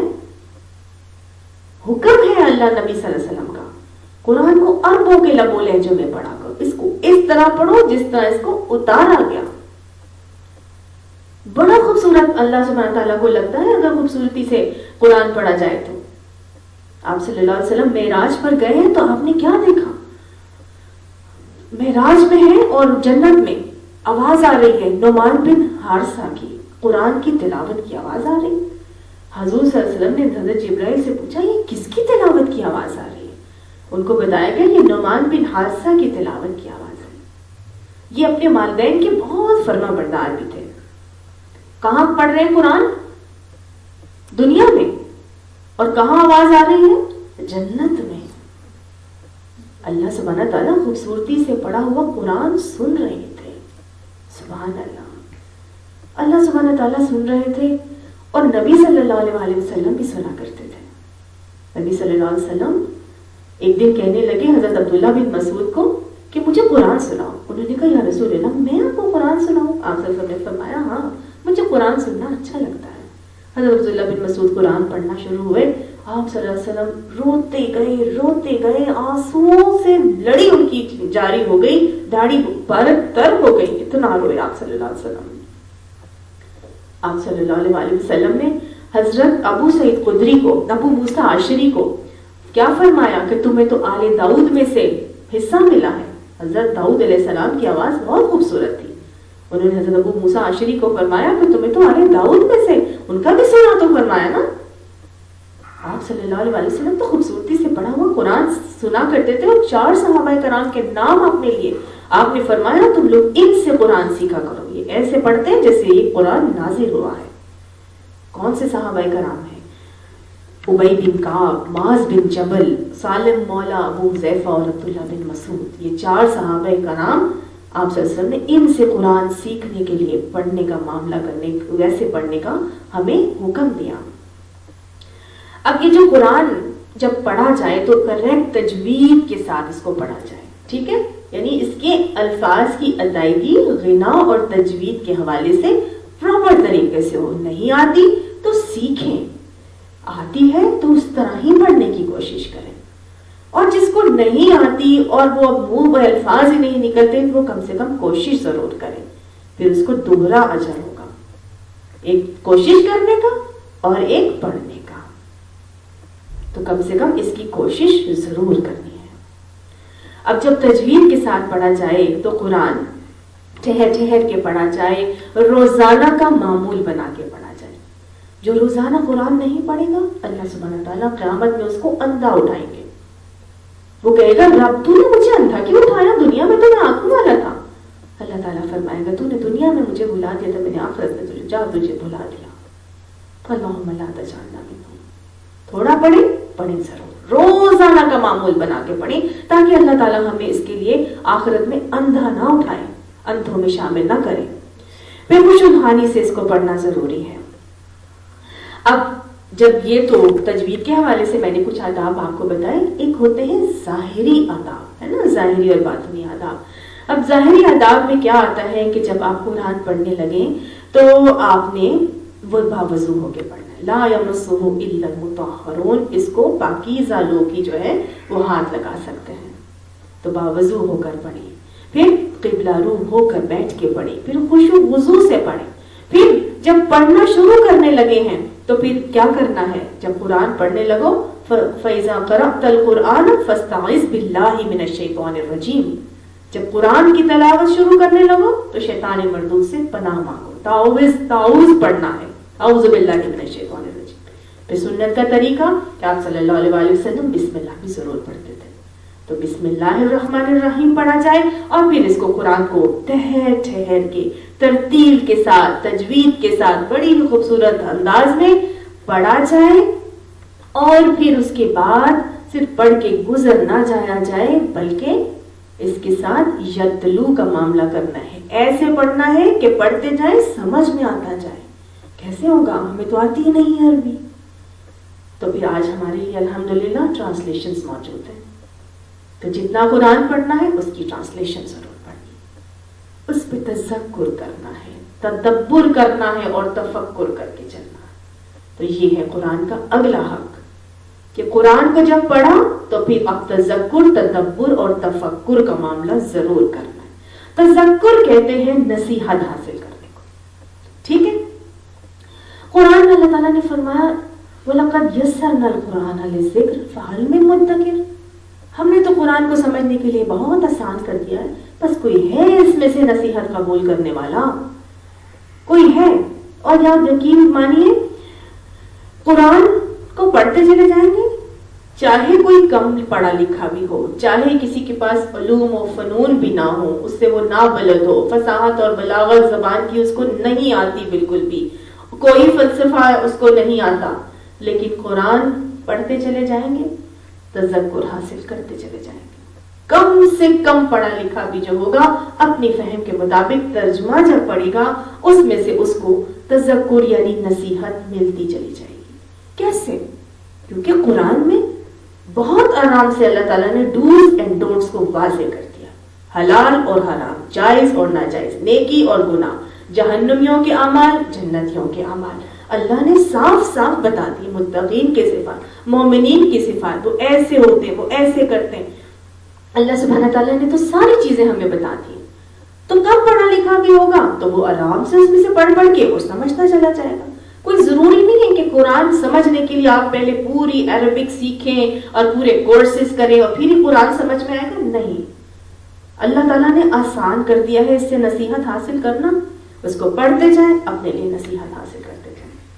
اس کی مثال اللہ تعالیٰ نے قرآن پاک میں بار بار دی ہے، اور مثال کس سے دی ہے؟ بارش سے۔ قرآن کی آیات کی مثال بارش کی طرح ہے۔ جب بارش برستی ہے تو کیا ہوتا ہے؟ ہر جگہ پر زمین پہ بارش برستی ہے، تو ہر زمین پہ برستی ہے جہاں چٹیل سنگلاخ ہے، جو فرش بنا ہوا ہے، وہاں سے وہ بہہ جاتی ہے۔ جہاں جتنی نرم زمین ہوتی ہے وہ اتنا ایبزارب کرتی ہے۔ ایسے ہی جب بارش برستی جاتی ہے، برستی جاتی ہے، برستی جاتی ہے، تو پھر کیا ہوتا ہے؟ وہ پانی بہہ نکلتا ہے، پھر وہ تالاب بنتے ہیں، پھر وہ ندی نالوں میں جاتا ہے، پھر نہریں، اور پھر جا کے وہ دریا میں، سمندر میں گر جاتا ہے۔ ایسا ہی ہوتا ہے۔ بالکل مثال قرآن کی ایسی ہے آیات کی۔ جب قرآن کی آیات کی بارش برس رہی ہوتی ہے، ہر کوئی اپنی ظرف کے مطابق اس سے اپنے لیے اصول نکالتا ہے۔ جتنا آپ کا مینٹل سٹیٹس ہے، مینٹل کیپیسٹی ہے، جتنا آپ کا پوٹینشل ہے، جتنی آپ انٹیلیجنٹ ہیں، اور جتنا آپ کا عمل ہے، اسی حساب سے آپ کو اس کے اندر سے چیزیں گراسپ بھی کریں گی اور اپنے لیے اصول بھی نکالیں گی، اور اتنا ہی آپ کا ظرف ہے اور اتنا ہی آپ کا پوٹینشل اور اپنے اندر ایبزاربنگ کرنے کی کیپیسٹی ہو جاتی ہے۔ اور پھر کیا ہے؟ اسی کو اسی حساب سے پھر آپ سمجھتے ہیں اور اس کو پھر اپنی زندگیوں پہ رائج کرتے ہیں، نافذ کرتے ہیں۔ تو ہر کوئی، اب آپ نے کیا بننا ہے؟ آپ نے صرف ایبزارب ہی کر لینا ہے۔ جتنی نرم زمین ہوتی ہے اتنا پانی جذب کرتی ہے، جتنی سنگلاخ چٹیل، جتنا پتھر دل انسان ہوگا اتنی اس کی آیات برسیں گی اور وہ پانی بہہ جائے گا وہاں سے۔ اور یہ بھی یاد رکھیے گا، جب بہت تیز بارش ہوتی ہے تو بہت تیز بارش جب برستی ہے تو سارا جل تھل کر دیتا ہے، اور کیچڑ بھی ہو جاتا ہے، پھسلن بھی ہو جاتا ہے، اور پھر کئی لوگ اس میں گرتے ہوئے ہڈی پسلی ٹوٹ جاتی ہے اور کوئی اٹھنے کے بعد قابل بھی نہیں رہتا۔ تو آہستہ آہستہ قرآن کی آیات کو لینا ہے، سمجھنا ہے، اپنے اندر سمونا ہے، جذب کرنا ہے، اپنے عمل میں لے کر آنا۔ 23 سال میں نازل ہوا تھا قرآن پاک۔ یہ نہیں سمجھنا کہ 2 دن میں یا 2 سال میں یا 1 سال میں بس پورا قرآن ختم کر لوں، نہیں۔ آپ صلی اللہ علیہ وسلم نے حضرت عبداللہ بن عمر، جن کو آپ صلی اللہ علیہ وسلم نے دین کی ہدایت کی دعا بھی دی تھی، ان کو آپ صلی اللہ علیہ وسلم نے ان کے بارے میں پتہ چلا کہ یہ بہت زیادہ قرآن پڑھتے ہیں۔ مجھے کتنے دن میں ختم کرتے ہو؟ کہا 1 دن میں کرتا ہوں۔ کہا نہیں، اس سے زیادہ دنوں میں کرو۔ کہتے اچھا چلو 3 دن میں کر لیتا ہوں ختم۔ وہ 1 دن میں پورا قرآن ختم کرتے تھے۔ تو آپ صلی اللہ علیہ وسلم کو نے کہا اچھا پھر 3 دنوں میں ختم کر لیتا ہوں۔ تو آپ صلی اللہ علیہ وسلم نے پھر بھی منع فرمایا کہ نہیں، وہ کہتے ہیں میں اس سے زیادہ کرنے کی صلاحیت رکھتا ہوں یا رسول اللہ، میں کر سکتا ہوں۔ آپ صلی اللہ علیہ وسلم نے فرمایا نہیں، 8 دن پہ جا کے جو ہے وہ حضور صلی اللہ علیہ وسلم نے کہا 8 کم سے کم بھی 8 دن میں ختم کرو قرآن پاک، 8 دن سے پہلے بھی۔ حق نہیں ادا ہو سکتے نا اس کی باتوں کے. پھر ایک اور صحابی حضرت عمر، ان کا ساتھ معاملہ یہ ہے، انہوں نے یہ 8 دن میں حضور صلی اللہ علیہ وسلم نے فرمایا ان کو ختم کرنے کے لیے، اور ان کا معاملہ یہ تھا کہ اس کے بعد حضور صلی اللہ علیہ وسلم کی وفات کے بعد، ان کے وصال کے بعد 8 سال لگ گئے اور ان سے سورہ بقرہ نہیں ختم ہوئی. وہ کہتے ہیں میں نے تو یہ 8 سال میں ختم کی ہے. تو انہوں نے بولا 8 سال میں؟ تو انہوں نے فرمایا ہاں، اس لیے کہ اب جب تک اس کے پچھلے حکم پر عمل نہیں ہو جاتا تھا میں آگے نہیں بڑھتا تھا. تو یہ ہے طریقہ، ٹھیک ہے. تو یہ طریقہ قرآن پاک پر تذکر اور نصیحت حاصل کرنے کے حوالے سے اللہ سبحانہ تعالیٰ نے ہر انسان کے لیے اس بات پر حجت قائم کر دی ہے کہ بہت آسان ہے، اپنی اپنی ظرف کے مطابق پڑھو اور اس میں سے اصول نکالو اور اپنی زندگیوں پر اپلائی کرتے چلے جاؤ. لا یکلف اللہ نفسا الا وسعها، کسی نفس پر اللہ سبحانہ تعالیٰ اس کی طاقت سے زیادہ بوجھ نہیں ڈالیں گے اور نہ ہی ڈالتے ہیں. لیکن میں اور آپ تو الحمدللہ پڑھے لکھے ہیں، ہم سے تو یہ پوچھا جا سکتا ہے نا، تمہیں پڑھنا لکھنا سکھا دیا تھا، ٹرانسلیشنز قرآن کی موجود تھی، قرآن کو پڑھا کیوں نہیں؟ عربی نہیں آتی تھی اللہ تعالیٰ، ہمیں سمجھ نہیں آتا تھا عربی میں کیا ہے. ہم بول سکتے ہیں اللہ تعالیٰ کو؟ آج تو نیٹ ان ہر جگہ ہر طرح سے علم کے ذرائع سیکھنے کے تو بہت آسان ہو گئے. قرآن آپ صلی اللہ علیہ وسلم نے غربت آمد کی پیشن گوئی میں بتایا تھا کہ قلم عام ہو جائے گا. قلم عام ہونے کا مطلب ہے لکھنے پڑھنے کے ذرائع بہت آسان ہو جائیں گے. آج یہاں بیٹھ کر ہم امریکہ والوں کے ٹیسٹ دے دیتے ہیں، ایگزامس دے دیتے ہیں، بیٹھے بٹھائے. ہم پاکستان میں جو ہے وہ برٹشرز ڈگریز، وہاں کی برٹش کی ڈگریز لے لیتے ہیں. کتنے آسان ہو گیا آج تو، پڑھنا لکھنا بہت کچھ آسان ہو گیا. تو لہٰذا آج تو میرے اور آپ کے پاس کوئی بات نہیں ہے اللہ تعالیٰ کو کہنے کے لیے. تذکر کے بعد جو اگلی چیز ہے وہ تذکر حاصل کرنے کے لیے ہم کیوں حاصل کرتے ہیں. چلے تذکری کو دیکھ لیتے ہیں. ابھی تذکر یعنی نصیحت ہم کیوں قرآن سے حاصل کرنا چاہتے ہیں؟ اسی لیے نا، تاکہ ہمیں ہدایت مل جائے. ہم اسی لیے قرآن کو بار بار پڑھنے کی کوشش کرتے ہیں تاکہ ہم اس میں سے نصیحت حاصل ہو، ہمیں ہدایت مل جائے. اور ہدایت کے لیے جیسے میں نے آپ کو بتایا تھا کہ تقویٰ کو اللہ تعالیٰ نے لازم کیا تھا. لیکن ساتھ ساتھ جب ہمیں ہدایت ملتی ہے تو ایک اور چیز کا ہونا بھی بہت ضروری ہے.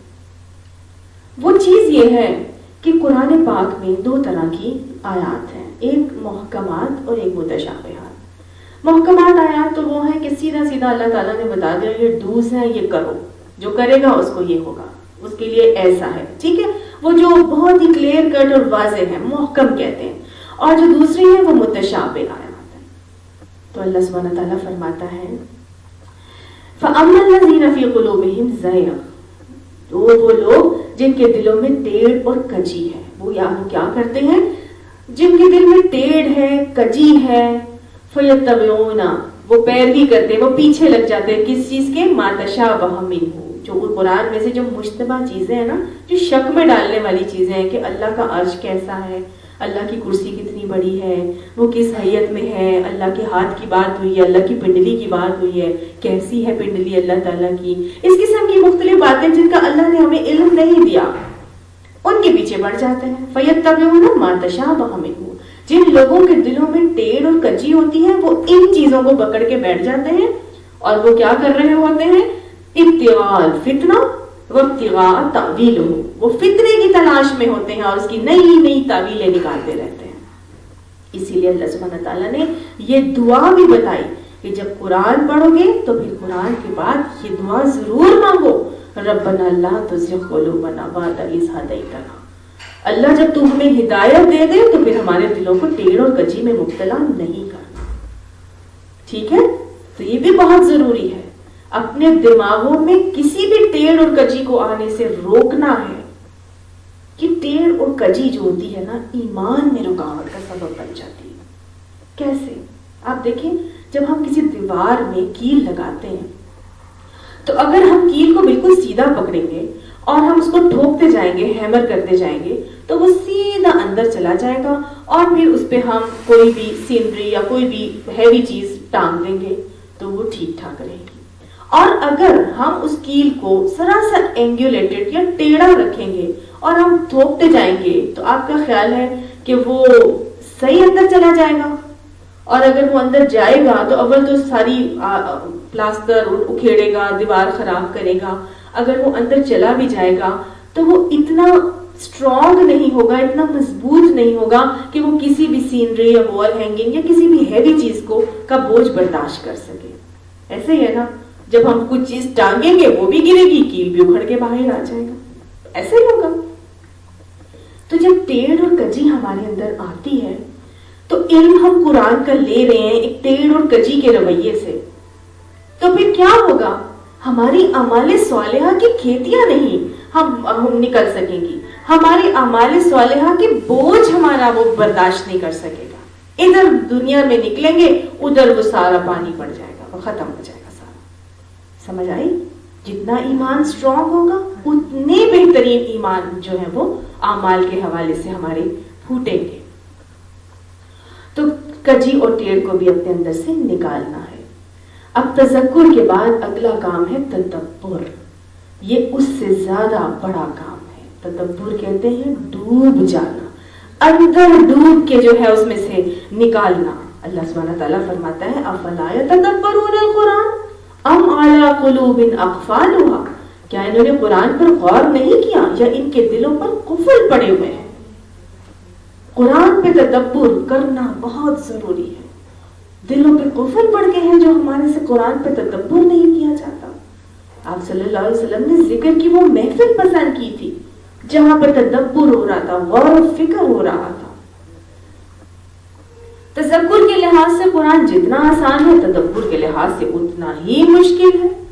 اس کے علم کے سمندر میں ڈوبنے والوں سے کوئی پوچھے تو وہ بتاتے ہیں کہ ڈوبتے چلے گئے لیکن نہ کوئی کنارہ ملا، نہ ہم گہرائی تک پہنچ سکے. لہیم شہیم زہیم تفاسیر لکھ کر بھی وہ یہ کہتے ہیں کہ حق تو یہ ہے کہ حق ادا نہ ہوا. اتنی ڈیپتھ ہے قرآن کے آیات کے اندر. تو لہٰذا قرآن کو سمجھنا بھی ہے اور ڈوب کر سمجھنا ہے. حضرت عبداللہ بن عمر کی طرح جیسے 8 سال انہوں نے لگائے ایک ایک آیت پہ پتہ نہیں کتنا غور و فکر کیا. آپ صلی اللہ علیہ وسلم نے جس طرح سے ہمیں یہ تدبر کے لیے حوالے سے بتایا تو تیسری چیز اس میں بتائی تفکر. تدبر کے بعد جو قرآن کا اگلا حق آتا ہے وہ ہے تفکر.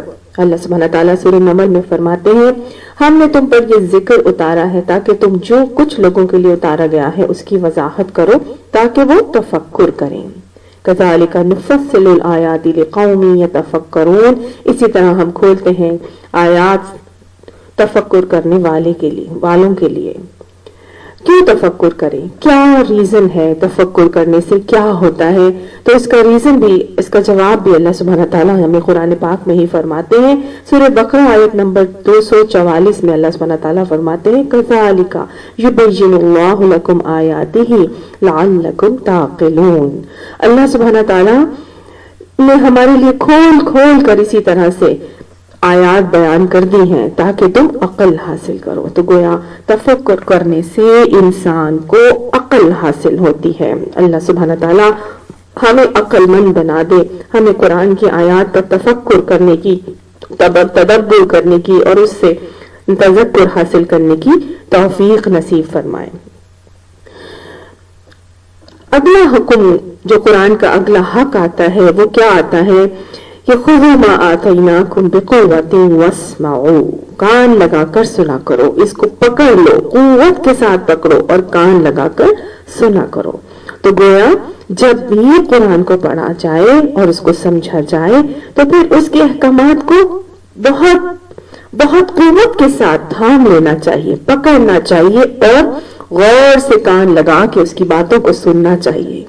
قرآن جب بھی پڑھا جائے اول تو یہ کہ غور سے سننا چاہیے اور دوسرا یہ کہ خذوا ما آتیناکم بقوۃ، اس کے احکامات جو تم تک پہنچ رہے ہیں ان کو قوت کے ساتھ پکڑ لو. قوت کے ساتھ کیسے پکڑا جاتا ہے؟ کیا ہوتا ہے قوت سے پکڑنا؟ چلیے دیکھتے ہیں. جب بھی ہم نے کسی بہت ہی نازک، بہت ہی مہنگی چیز کو پکڑنا ہوتا ہے تو ہم کیسے پکڑتے ہیں؟ कोई भी क्रिस्टल का पीस ले लीजिए, ड्राइंग रूम के अंदर हमने कोई डेकोरेशन पीस क्रिस्टल का रखा है, बहुत महंगा है, बहुत खूबसूरत भी है, तो उसे हमने धोना है। अब हम इसे क्या करेंगे? किसी को कह देंगे बच्चे को जाओ जाके उठा लाओ? नहीं ना कहेंगे, बल्कि हम खुद जाएंगे और खुद जाके उसको कैसे पकड़ेंगे? एक हाथ से बच्चे को पकड़ा हुआ और एक हाथ से जो है वो बस पीस उठाया और लेकर आ गए? नहीं, ऐसे नहीं करते ना, दोनों हाथों से पकड़ा जाता है उसको, बहुत एहतमाम से, बड़े ध्यान से, पूरा उसके ऊपर तवज्जो को मरकूज करके। और फिर उसकी ये नहीं होता कि अब हम एक हाथ से एक काम कर रहे हैं और दूसरे हाथ से दूसरा काम कर रहे हैं, क्या होगा? वो तो गिर कर टूट जाएगा या बेध्यानी में उसका कोई नुकसान हो जाएगा।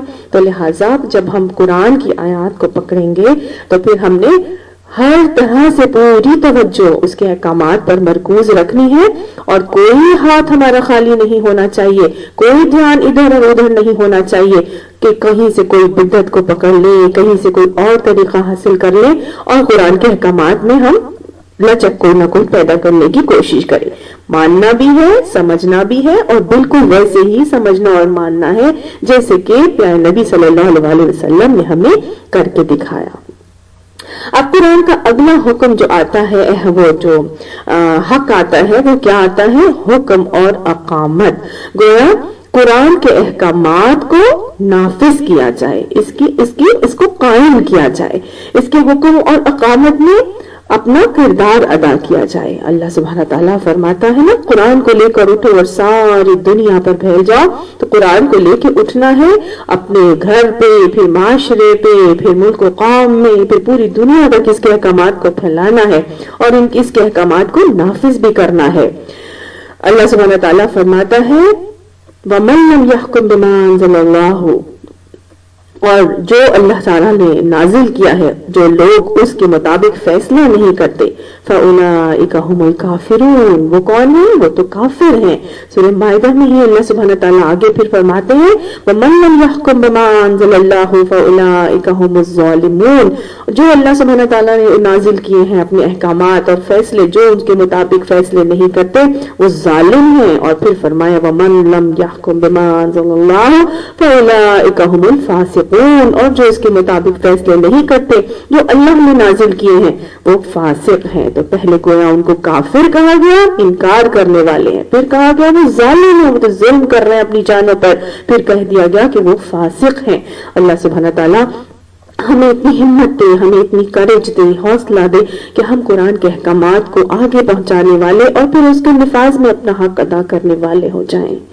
ये तो सारे काम स्टेट लेवल पर होते हैं, जब तक कि हमारी हुकूमत ऐसी नहीं आएगी जो शरीयत का निफाज करे, तब तक हम अल्लाह को अपने इन बातों के लिए जवाबदेह हैं कि हमने क्या किया था उसके लिए।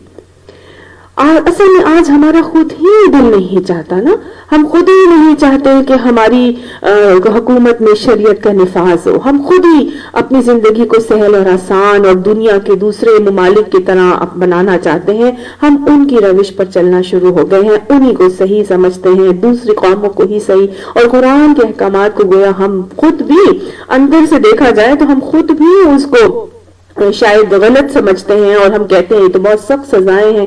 मसलन ये कि कतई यद की सजा, चोरी की जो सरपे की सजा है वो क्या है? हाथ काट दो। लेकिन हमारे मुल्क में क्या ये निफाज है? इस शरीयत का निफाज है कि ये सजाएं दी जाती हैं? क्या जिना बिल जबर और जिना बिल रजा के हवाले से जो सजाओं का कॉन्सेप्ट हमारे मुल्क में, हमारी दीन में दिया गया है, कि हमारे मुल्क में उस तरह के कवानीन राइज हैं? क्या यहाँ पर रिजिम और संसार का मामला किया जाता है? नहीं किया जाता। तो अल्लाह सुब्हानहू तआला हम सबको इन बातों के लिए माफ भी फरमाए और हमारी हुकूमत को अल्लाह सुब्हानहू तआला इस बात की तौफीक दे कि कुरान के वज़ा करदा अहकामात के मुताबिक अपनी शरीयत कोर्ट के फैसले जो है वो नाफिज करने के मामलात किए जाएं। आप सल्लल्लाहु अलैहि वसल्लम ने फरमाया था, तुम में से कोई शख्स उस वक्त तक मोमिन नहीं हो सकता जब तक कि इसकी ख्वाहिशात तो नफ्स उस चीज की ताबे ना हो जाए जो मैं लेकर आया हूँ। अल्लाह सुब्हानहू तआला हमें कुरान के अहकामात में अपनी चलाने के बजाय अल्लाह ही की रजा पर राजी रहने वाले, अहकामात के ऊपर राजी करने वाला रवैया अख्तियार करने की तौफीक नसीब फरमा दे। जो शख्स कुरान की हराम करदा चीजों को हलाल ठहराता है, अल्लाह के नबी ने फरमाया वो कुरान पर ईमान ही नहीं रखता। جو راہیاب ہو جاتے ہیں ان کو تو مزید سمجھ اور بوجھ مل جاتی ہے، ان کو قرآن کی آیات سے اور زیادہ سمجھ اور بوجھ ملتی ہے، ورنہ پھر گمراہی کا معاملہ ہونا شروع ہو جاتا ہے۔ قرآن میں آتا ہے یضل بہ کثیرا ویہدی بہ کثیرا، یضل بھی کرتا ہے اور یہدی بھی کرتا ہے۔ یہ قرآن یا تو ہمارے حق میں حجت بنے گا یا ہمارے خلاف حجت بنے گا۔ حق میں حجت اور خلاف حجت کیسے بنے گا؟ قرآن میں فرمایا نا اللہ سبحانہ تعالیٰ نے لِمَ تَقُولُونَ مَا لَا تَفْعَلُونَ، تم وہ باتیں کیوں کہتے ہو جو تم کرتے نہیں ہو؟ ان الحکم الا للہ، فیصلے تو صرف اللہ ہی کے لیے ہونے ہیں۔ جب اللہ نے فرما دیا کہ وَكَذَلِكَ أَنزَلْنَاهُ حُكْمًا عَرَبِيًّا، کہ ہم نے اتارا ہے قرآن کو فیصلہ بنا کر بنانے والا عربی زبان میں، تو پھر ہم نے کیا کرنا ہے؟ جو قرآن کے اندر آ رہی ہیں باتیں ان کو اسی طرح ماننا ہے اور اللہ کے احکامات کو اس دنیا کی سرزمین کے اوپر نافذ کروانا ہے، اور وہ باتیں کہنی ہیں جو ہم نے خود کرنی ہے، وہ باتیں نہیں کہنی جو ہم نے کرنی نہیں ہے۔ تو اللہ سبحانہ تعالیٰ ہمیں قول و فعل کے تضاد سے بچائے، نہیں تو یہ قرآن ہمارے خلاف حجت بن جائے گا۔ اور یہ گمراہ کیسے کرتا ہے؟ نبی یہ یضل بہ کثیرا کا جیسے میں نے آپ کو بتایا نا، یہی قرآن، یہی پڑھنے کے بعد اگر صحیح راستے کو نہیں پکڑا جائے، متشابہات کے پیچھے لگا جائے اور فتنوں کا معاملہ کیا جائے، تفرقے میں پڑا جائے، اس کو جادو ٹونے اور منتروں کے لیے استعمال کیا جائے، دفع دلیات کے لیے استعمال کیا جائے، بس صرف اور صرف حصول برکات کے لیے ہم پڑھ لیں، یا ایک جان کرنے کی تکلیف کو کم کرنے کے لیے، بلا شبہ اللہ سبحانہ تعالیٰ نے اس میں میرے اور آپ کے لیے شفا کے معاملات ضرور رکھے ہیں، لیکن صرف یہی کرنے جانا ہو اور متشابہات کے پیچھے پڑ کے اور تفرق اور فتنوں کی تلاش میں رہیں، تو پھر یہی قرآن پاک وہ دل کا معاملہ کر دیتا ہے۔ اللہ ہمیں اس سے گمراہ ہونے سے محفوظ فرمائے اور بہترین ہدایت کا معاملہ عطا فرمائے، آمین ثم آمین۔ اگلا حق قرآن پاک کا آتا ہے تبلیغ اور اس کو بیان کرنا، تبین کا معاملہ کرنا۔ نبی صلی اللہ علیہ وسلم کو حکم دیا گیا تھا تم فانذر، اٹھو اور جہاد کے ڈرانا شروع کرو، لوگوں کو جا کے بتاؤ۔ تو لہٰذا صرف اور صرف اپنے تک اس کے معاملات کو نہیں رکھنا، بلکہ کیا کرنا ہے؟ قوا انفسکم واہلیکم نارا، اپنے آپ کو بھی بچانا ہے، اپنے گھر والوں کو بھی جہنم کی آگ سے بچانا ہے، اور انذر عشیرتک الاقربین کا معاملہ کرنا ہے۔ پہلے اس کو اپنے اوپر، اپنے گھر پر رائج نافذ کرنا ہے، اور پھر اپنے اقربا کو، عزیز و اقارب کو جو ہے قرآن کے احکامات کو سنا کر، بتا کر ان کو اس سے ڈرانے اور سمجھانے کا معاملہ کرنا ہے۔ آپ صلی اللہ علیہ وسلم نے پوری عمر اسی کام کے لیے کھپا دی۔ بہترین سنت، بہترین معاملہ وہی معاملہ ہے کہ جس کے لیے مجھے اور آپ کو فرمایا گیا تھا کنتم خیر امت اخرجت للناس، تم بہترین امت ہو جو لوگوں کے لیے نکالی گئی ہو۔ کیوں؟ کیونکہ تم کیا کرتی ہو؟ کیوں نکالا ہے تمہیں لوگوں کے لیے اللہ تعالیٰ نے؟ تأمرون بالمعروف وتنہون عن المنکر، کہ تم لوگوں کو امر نیکی کا حکم دیتے ہو اور برائیوں سے روکنے کا معاملہ کرتے ہو۔ اللہ سے کے نبی کو فرمایا یا ایھا الرسول، اے رسول صلی اللہ علیہ وسلم، بلغ، پہنچا دیجئے ما انزل الیک من ربک، جو کچھ آپ کے پاس آپ کے رب کی طرف سے آ رہا ہے اس کو پہنچا دیجئے۔ وَإِن لَمْ تَفْعَلْ فَمَا بَلَّغْتَ رِسَالَتَهُ، اگر آپ ایسے نہیں کریں گے تو آپ نے تو رسالت کا حق ہی ادا نہیں کیا۔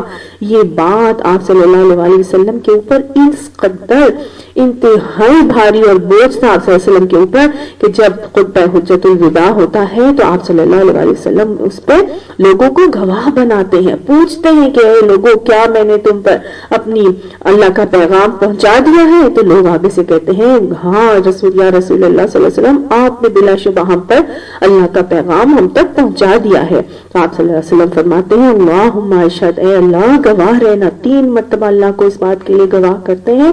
اللہ کے نبی کو اس چیز کا بہت زیادہ بوجھ تھا کہ ہم اس بوجھ کو محسوس کرتے ہیں۔ آج جن کے پاس قرآن کی یہ دولت آتی ہے، آج جو قرآن کا علم حاصل کرتے ہیں، وہ پھر کیا بن جاتے ہیں؟ یہ جو علماء ہیں یہ کیا بن جاتے ہیں؟ انبیاء کے نائب بن جاتے ہیں. نبی صلی اللہ علیہ وسلم تو آخری نبی ہیں, ان کے بعد تو کسی نے نہیں آنا, تو لہٰذا اب یہ ذمہ داری میری اور آپ کی بن جاتی ہے جن کے پاس یہ قرآن پاک اللہ سبحانہ تعالیٰ کی طرف سے عطا کیا گیا ہے. اگلا طریقہ ہے یہ جو اس کے تبلیغ اور اس کے بیان کرنے کے حوالے سے, اس کو دیکھ لیتے ہیں کہ کیا آپ صلی اللہ علیہ وسلم کا طریقہ تھا جو مجھے اور آپ کو بھی لے کے چلنا ہے اس قرآن پاک کے احکامات کو بیان کرنے کا, اس کو پہنچانے کا. تبلیغ اور تبین کا طریقہ 4 طریقوں پر مشتمل تھا. آپ صلی اللہ علیہ وسلم کیا کرتے تھے؟ یتلو علیکم آیاتنا, وہ تمہارے اوپر ہماری آیات کو پڑھ کر سنائے.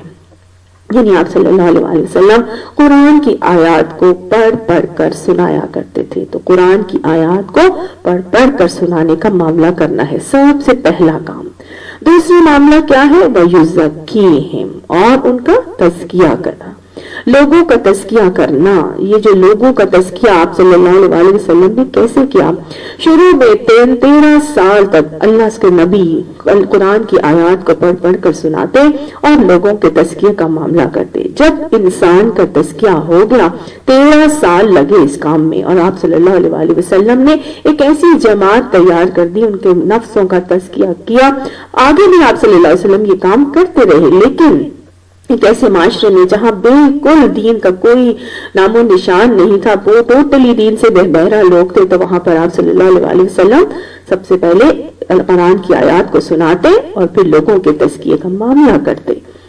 جب تزکیہ ہوتا گیا تو پھر انسان کو تو اللہ سبحانہ تعالیٰ نے فطرت پر پیدا کیا ہے نا, تو انسان اپنی فطرت پر آنا شروع ہوتا ہے اور پھر اس کے اندر سے خود بخود سوالات پھوٹنے لگتے ہیں. اور مدنی دور میں پھر جہاں شریعت نازل ہوتی ہے وہاں خود بخود یہ الفاظ آتے ہیں, یسألونک ماذا ينفقون, یسألونک عن الأحلة, یسألونک عن المحیض, حیض کے بارے میں پوچھتے ہیں, جان کی گھٹتی بڑھتی تاریخوں کے بارے میں پوچھتے ہیں, یہ پوچھتے ہیں خرچ کیا کریں.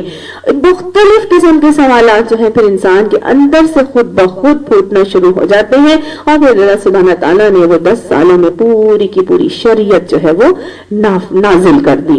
تو یہی معاملہ جو ہے وہ کیا جائے قرآن کی آیات کے ساتھ, کہ پڑھ کر سنایا جائے, ساتھ ساتھ تزکیے کا معاملہ بھی کیا جائے. یہ تزکیہ کیوں ضروری ہے اور ساتھ ساتھ آپ کو کہیں تزکیہ ضروری کیوں ہے, یہ تو بھی ہم دیکھتے ہیں, لیکن 2 اور طریقے پہلے دیکھ لیتے ہیں پھر اس کے حوالے سے, کیونکہ اب تو ہمیں الحمدللہ پورا کا پورا قرآن جو ہے وہ آ چکا ہے, لہٰذا اب ہم نے اپنا تزکیہ کیسے کرنا ہے. تو وہ اگلا جو اسٹیپ ہے اس کے اندر 4 طریقوں پر مشتمل, یتلو علیکم آیاتنا وَيُزَكِّيهِمْ وَيُعَلِّمُهُمُ الْكِتَابَ وَالْحِكْمَةَ. یعنی وہ 4 طریقے کون سے ہیں؟ تم آیات اللہ کی پڑھ کر سنانا, پھر اس کے بعد یعلمہم الکتاب, الکتاب کا یعنی قرآن پاک کا علم دینا, والحکمہ, اور ان سے حکمت کی باتیں سکھانا, اور ساتھ ساتھ پھر تزکیے کا معاملہ کرنا. تو یہ قرآن کا علم حاصل کرنا پھر بہت ضروری ہو جاتا ہے جب قرآن کی آیات کی تلاوت ہوگی اور پھر ساتھ ساتھ علم دینے کا معاملہ بھی کیا جائے, علم دینے کا معاملہ کیا جائے اور اس علم سے حکمتیں سکھائی جائیں. حکمت کس کو کہتے ہیں؟ آپ دیکھیں, حکمت کہتے ہیں بیسیکلی قوت فیصلہ کو. ایسی چیز انسان کے اندر آ جاتی ہے اس علم کے ذریعے سے کہ اس کے لیے قوت فیصلہ عطا کر دی جاتی ہے. حکم کس کو کہتے ہیں؟ فیصلے کو کہتے ہیں نا. تو حکمت وہ قوت, وہ صلاحیت جو انسان کو فیصلے پر پہنچانے میں مدد دیتی ہے, اور یہ طریقے سکھاتی ہے کہ قرآن کی آیات کے اوپر عمل کس حکمت سے کیا جائے. تو وہی دونوں طریقے کی حکمت کہ ان کی آیات پر عمل کرنے کی حکمت اور اپنے قوت فیصلے کے حوالے سے جو ہے وہ انسان کو وہ حکمت عطا کر دی جاتی ہے. اللہ کے نبی اللہ تعالیٰ فرماتے ہیں نا, وَيُؤْتِ الْحِكْمَةَ فَأُوتِيَ خَيْرًا كَثِيرًا, کہ جس کو حکمت عطا کر دی گئی اس کو تو خیر کثیر عطا کر دی گئی. وَمَن يُؤْتِ الْحِكْمَةَ فَقَدْ أُوتِيَ خَيْرًا كَثِيرًا. سوری, غلط زبان کی تھوڑی سی وہ ہو گئی, تو اللہ سبحانہ تعالیٰ معاف فرمائے. اینی ویز जिसको हिकमत अता कर दी गई उसको तो फिर खैर कसीर अता कर दी गई। तो अल्लाह सुब्हान तआला के नबी ये कैसे मामला कर रहे हैं, यतलू अलैकुम आयातिना का मामला कर करके पढ़ कर सुनाते हैं और साथ साथ इल्म देते हैं। युअल्लिमुहुमुल किताब वल हिकमा।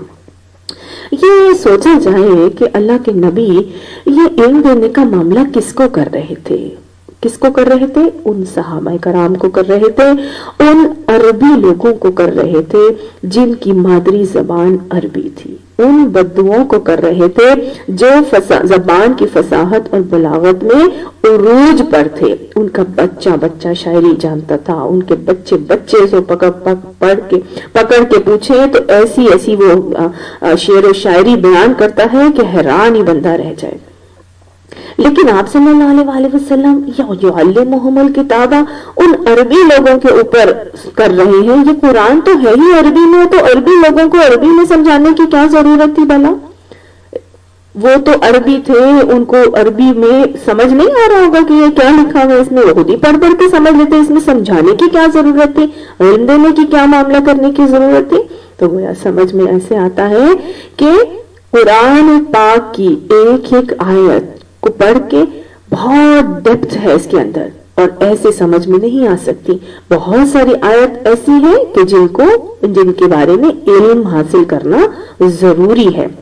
तो आप सल्लल्लाहु अलैहि वसल्लम उनको सिखाते थे, तो क्या मैं और आप जिनकी तो मादरी जबान ही अरबी नहीं है, किसी की पंजाबी है, किसी की उर्दू है, किसी की इंग्लिश है, तो क्या मुझे और आपको इसका बाकायदा इल्म हासिल करना जरूरी नहीं है?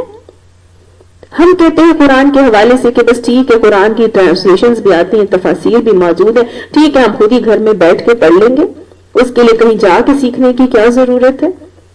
दुनिया की तालीम के लिए तो हम अपने बच्चों को स्कूलों में भी भेजते हैं, कॉलेजेस में भी भेजते हैं, ताकि दूसरे ममालिक में भी भेजते हैं कि जाके वहां से वो हायर एजुकेशन हासिल करके आए, बड़ी बड़ी लैंग्वेजेस उनको सिखाई जाती हैं। लेकिन ये जो कुरान पाक, क्या हमने इसके लिए कभी ये सोचा है? इसके लिए हमारी बल्कि उल्टी ही फिक्र होती है कि भाई दूसरी जगह जाने की क्या जरूरत है, घर में ही बैठ के पढ़ लो। कभी भी ये इल्म खुद से बैठ के पढ़ के नहीं आता। आप सल्लल्लाहु अलैहि वसल्लम भी तो सहाबा कराम उनके पास जमा होते थे और उनको बाकायदा तौर पर इल्म देने का मामला करते थे। उस्ताद के पास जब तक नहीं जाया जाता, इल्म उस तरह से आता ही नहीं है। उस्ताद के पास जब इंसान जाता है तो फिर डिसिप्लिन सीखता है, तज़किया का मामला होता है, हिकमतों की बातें वहीं से आती हैं। ऐसे ही घर बैठ बैठ के आपको सब कुछ नहीं आ सकता, और अगर आएगा भी तो एक खास लेवल तक आएगा।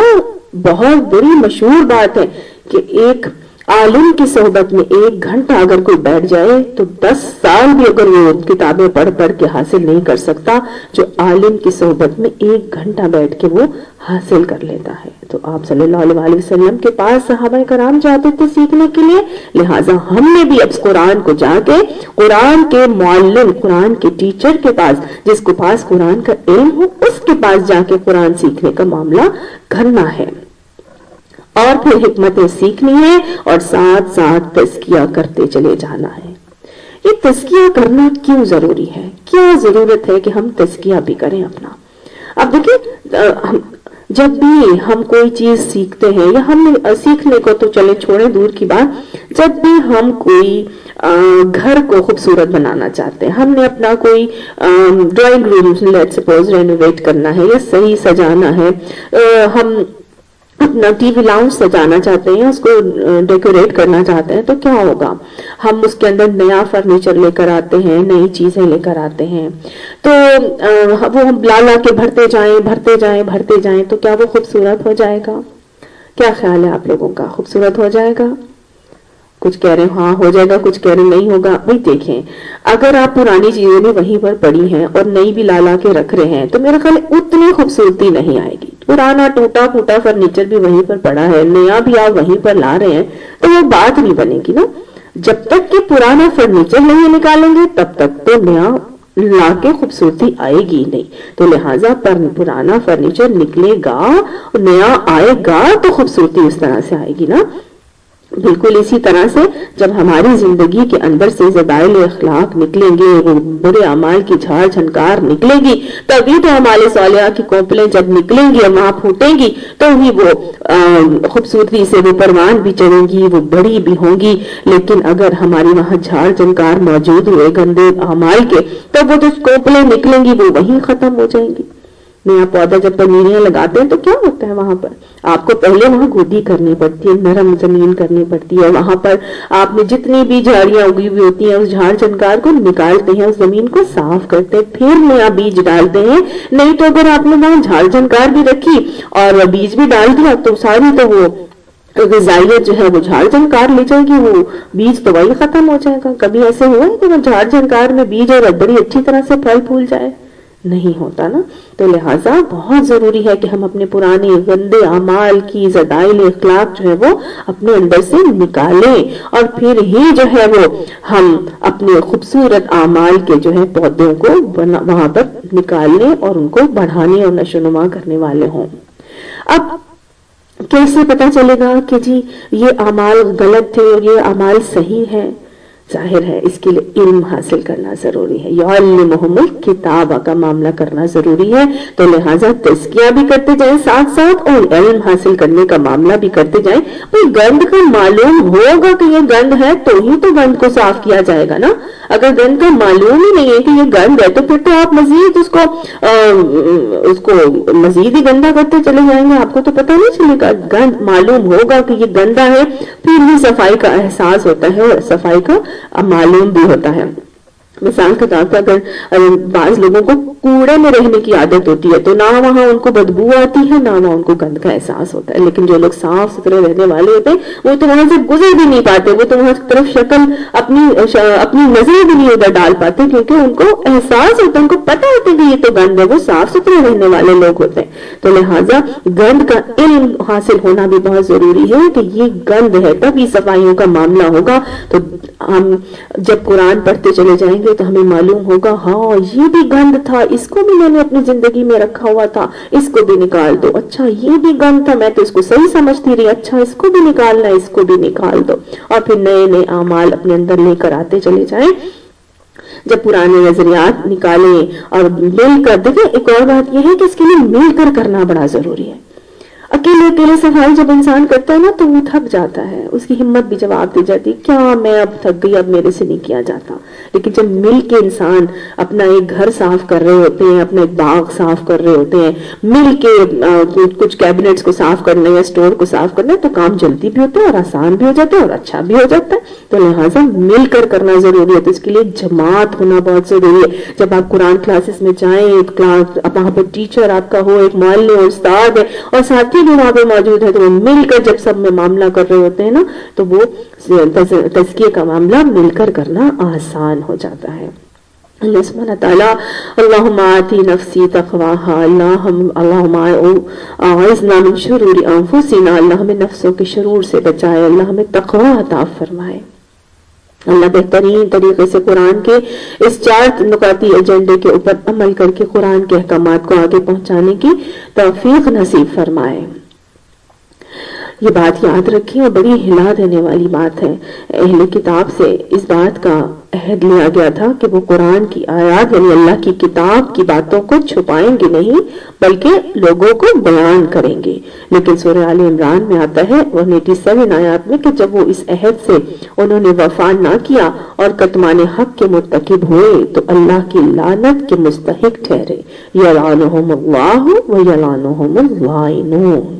لہٰذا یہ عہد ان سے تو لیا تھا تو اللہ نے یہی عہد مجھ سے اور آپ سے بھی لیا ہے کہ ہم اس کی آیات کو آگے آگے ضرور پہنچائیں گے، ورنہ پھر اللہ اور دوسرے لعنت کرنے والوں کی لعنت کے ملامت کے حقدار ٹھہر جائیں گے۔ اللہ سبحانہ تعالیٰ ہمیں ایسے لوگوں میں شامل نہ فرمائے کہ جن کے اوپر اللہ اور لوگوں کی لعنت جو ہے وہ پڑنے والی ہے، جنہوں نے قرآن کے حقوق کو ادا نہیں کیا، جنہوں نے قرآن کی باتوں کو آگے نہیں پہنچایا علم حاصل کرنے کے باوجود۔ تو یہ والی بات بھی قرآن پاک کے حوالے سے بہت ہلا دینے والی ہے کہ ان لوگوں کے مثال جو حاصل تورات تھے اور پھر انہوں نے اس کے بوجھ اور اس کے بار کو نہیں اٹھایا اور انہوں نے اس کی ذمہ داری کو اس قبول نہیں کیا اس طرح سے تو اس کی مثال اس گدھے کی سی ہے جو کتابوں کا بوجھ پیٹھ پر لادے پھر رہا ہو۔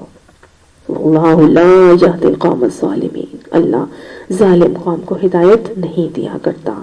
اللہ سبحانہ تعالی ہمیں قرآن کا عالم بھی بنا، اللہ ہمیں قرآن کا عامل بھی بنا، اللہ سبحانہ تعالی قرآن کے حقوق کو صحیح معنوں میں ادا کرنے کی توفیق نصیب فرما۔ اللہ سبحانہ تعالی قرآن کو پڑھ کر قرآن کو آگے پہنچانے کی اور اس کو اپنی زندگیوں پر نافذ کرنے کی توفیق ہمیں نصیب فرما۔ اللہ سبحانہ تعالی جو مانگا ہے عطا فرما، جو نہیں مانگا مانگنے سے رہ گئے، اللہ تو جاننے والا ہے، تو اپنی شان کریمی کے مطابق ہم کو عطا فرما۔ صدق اللہ العظیم۔ آمین ثم آمین۔ ربنا لا تزغ قلوبنا بعد إذ هديتنا وهب لنا من لدنك رحمة إنك أنت الوهاب۔ آمین۔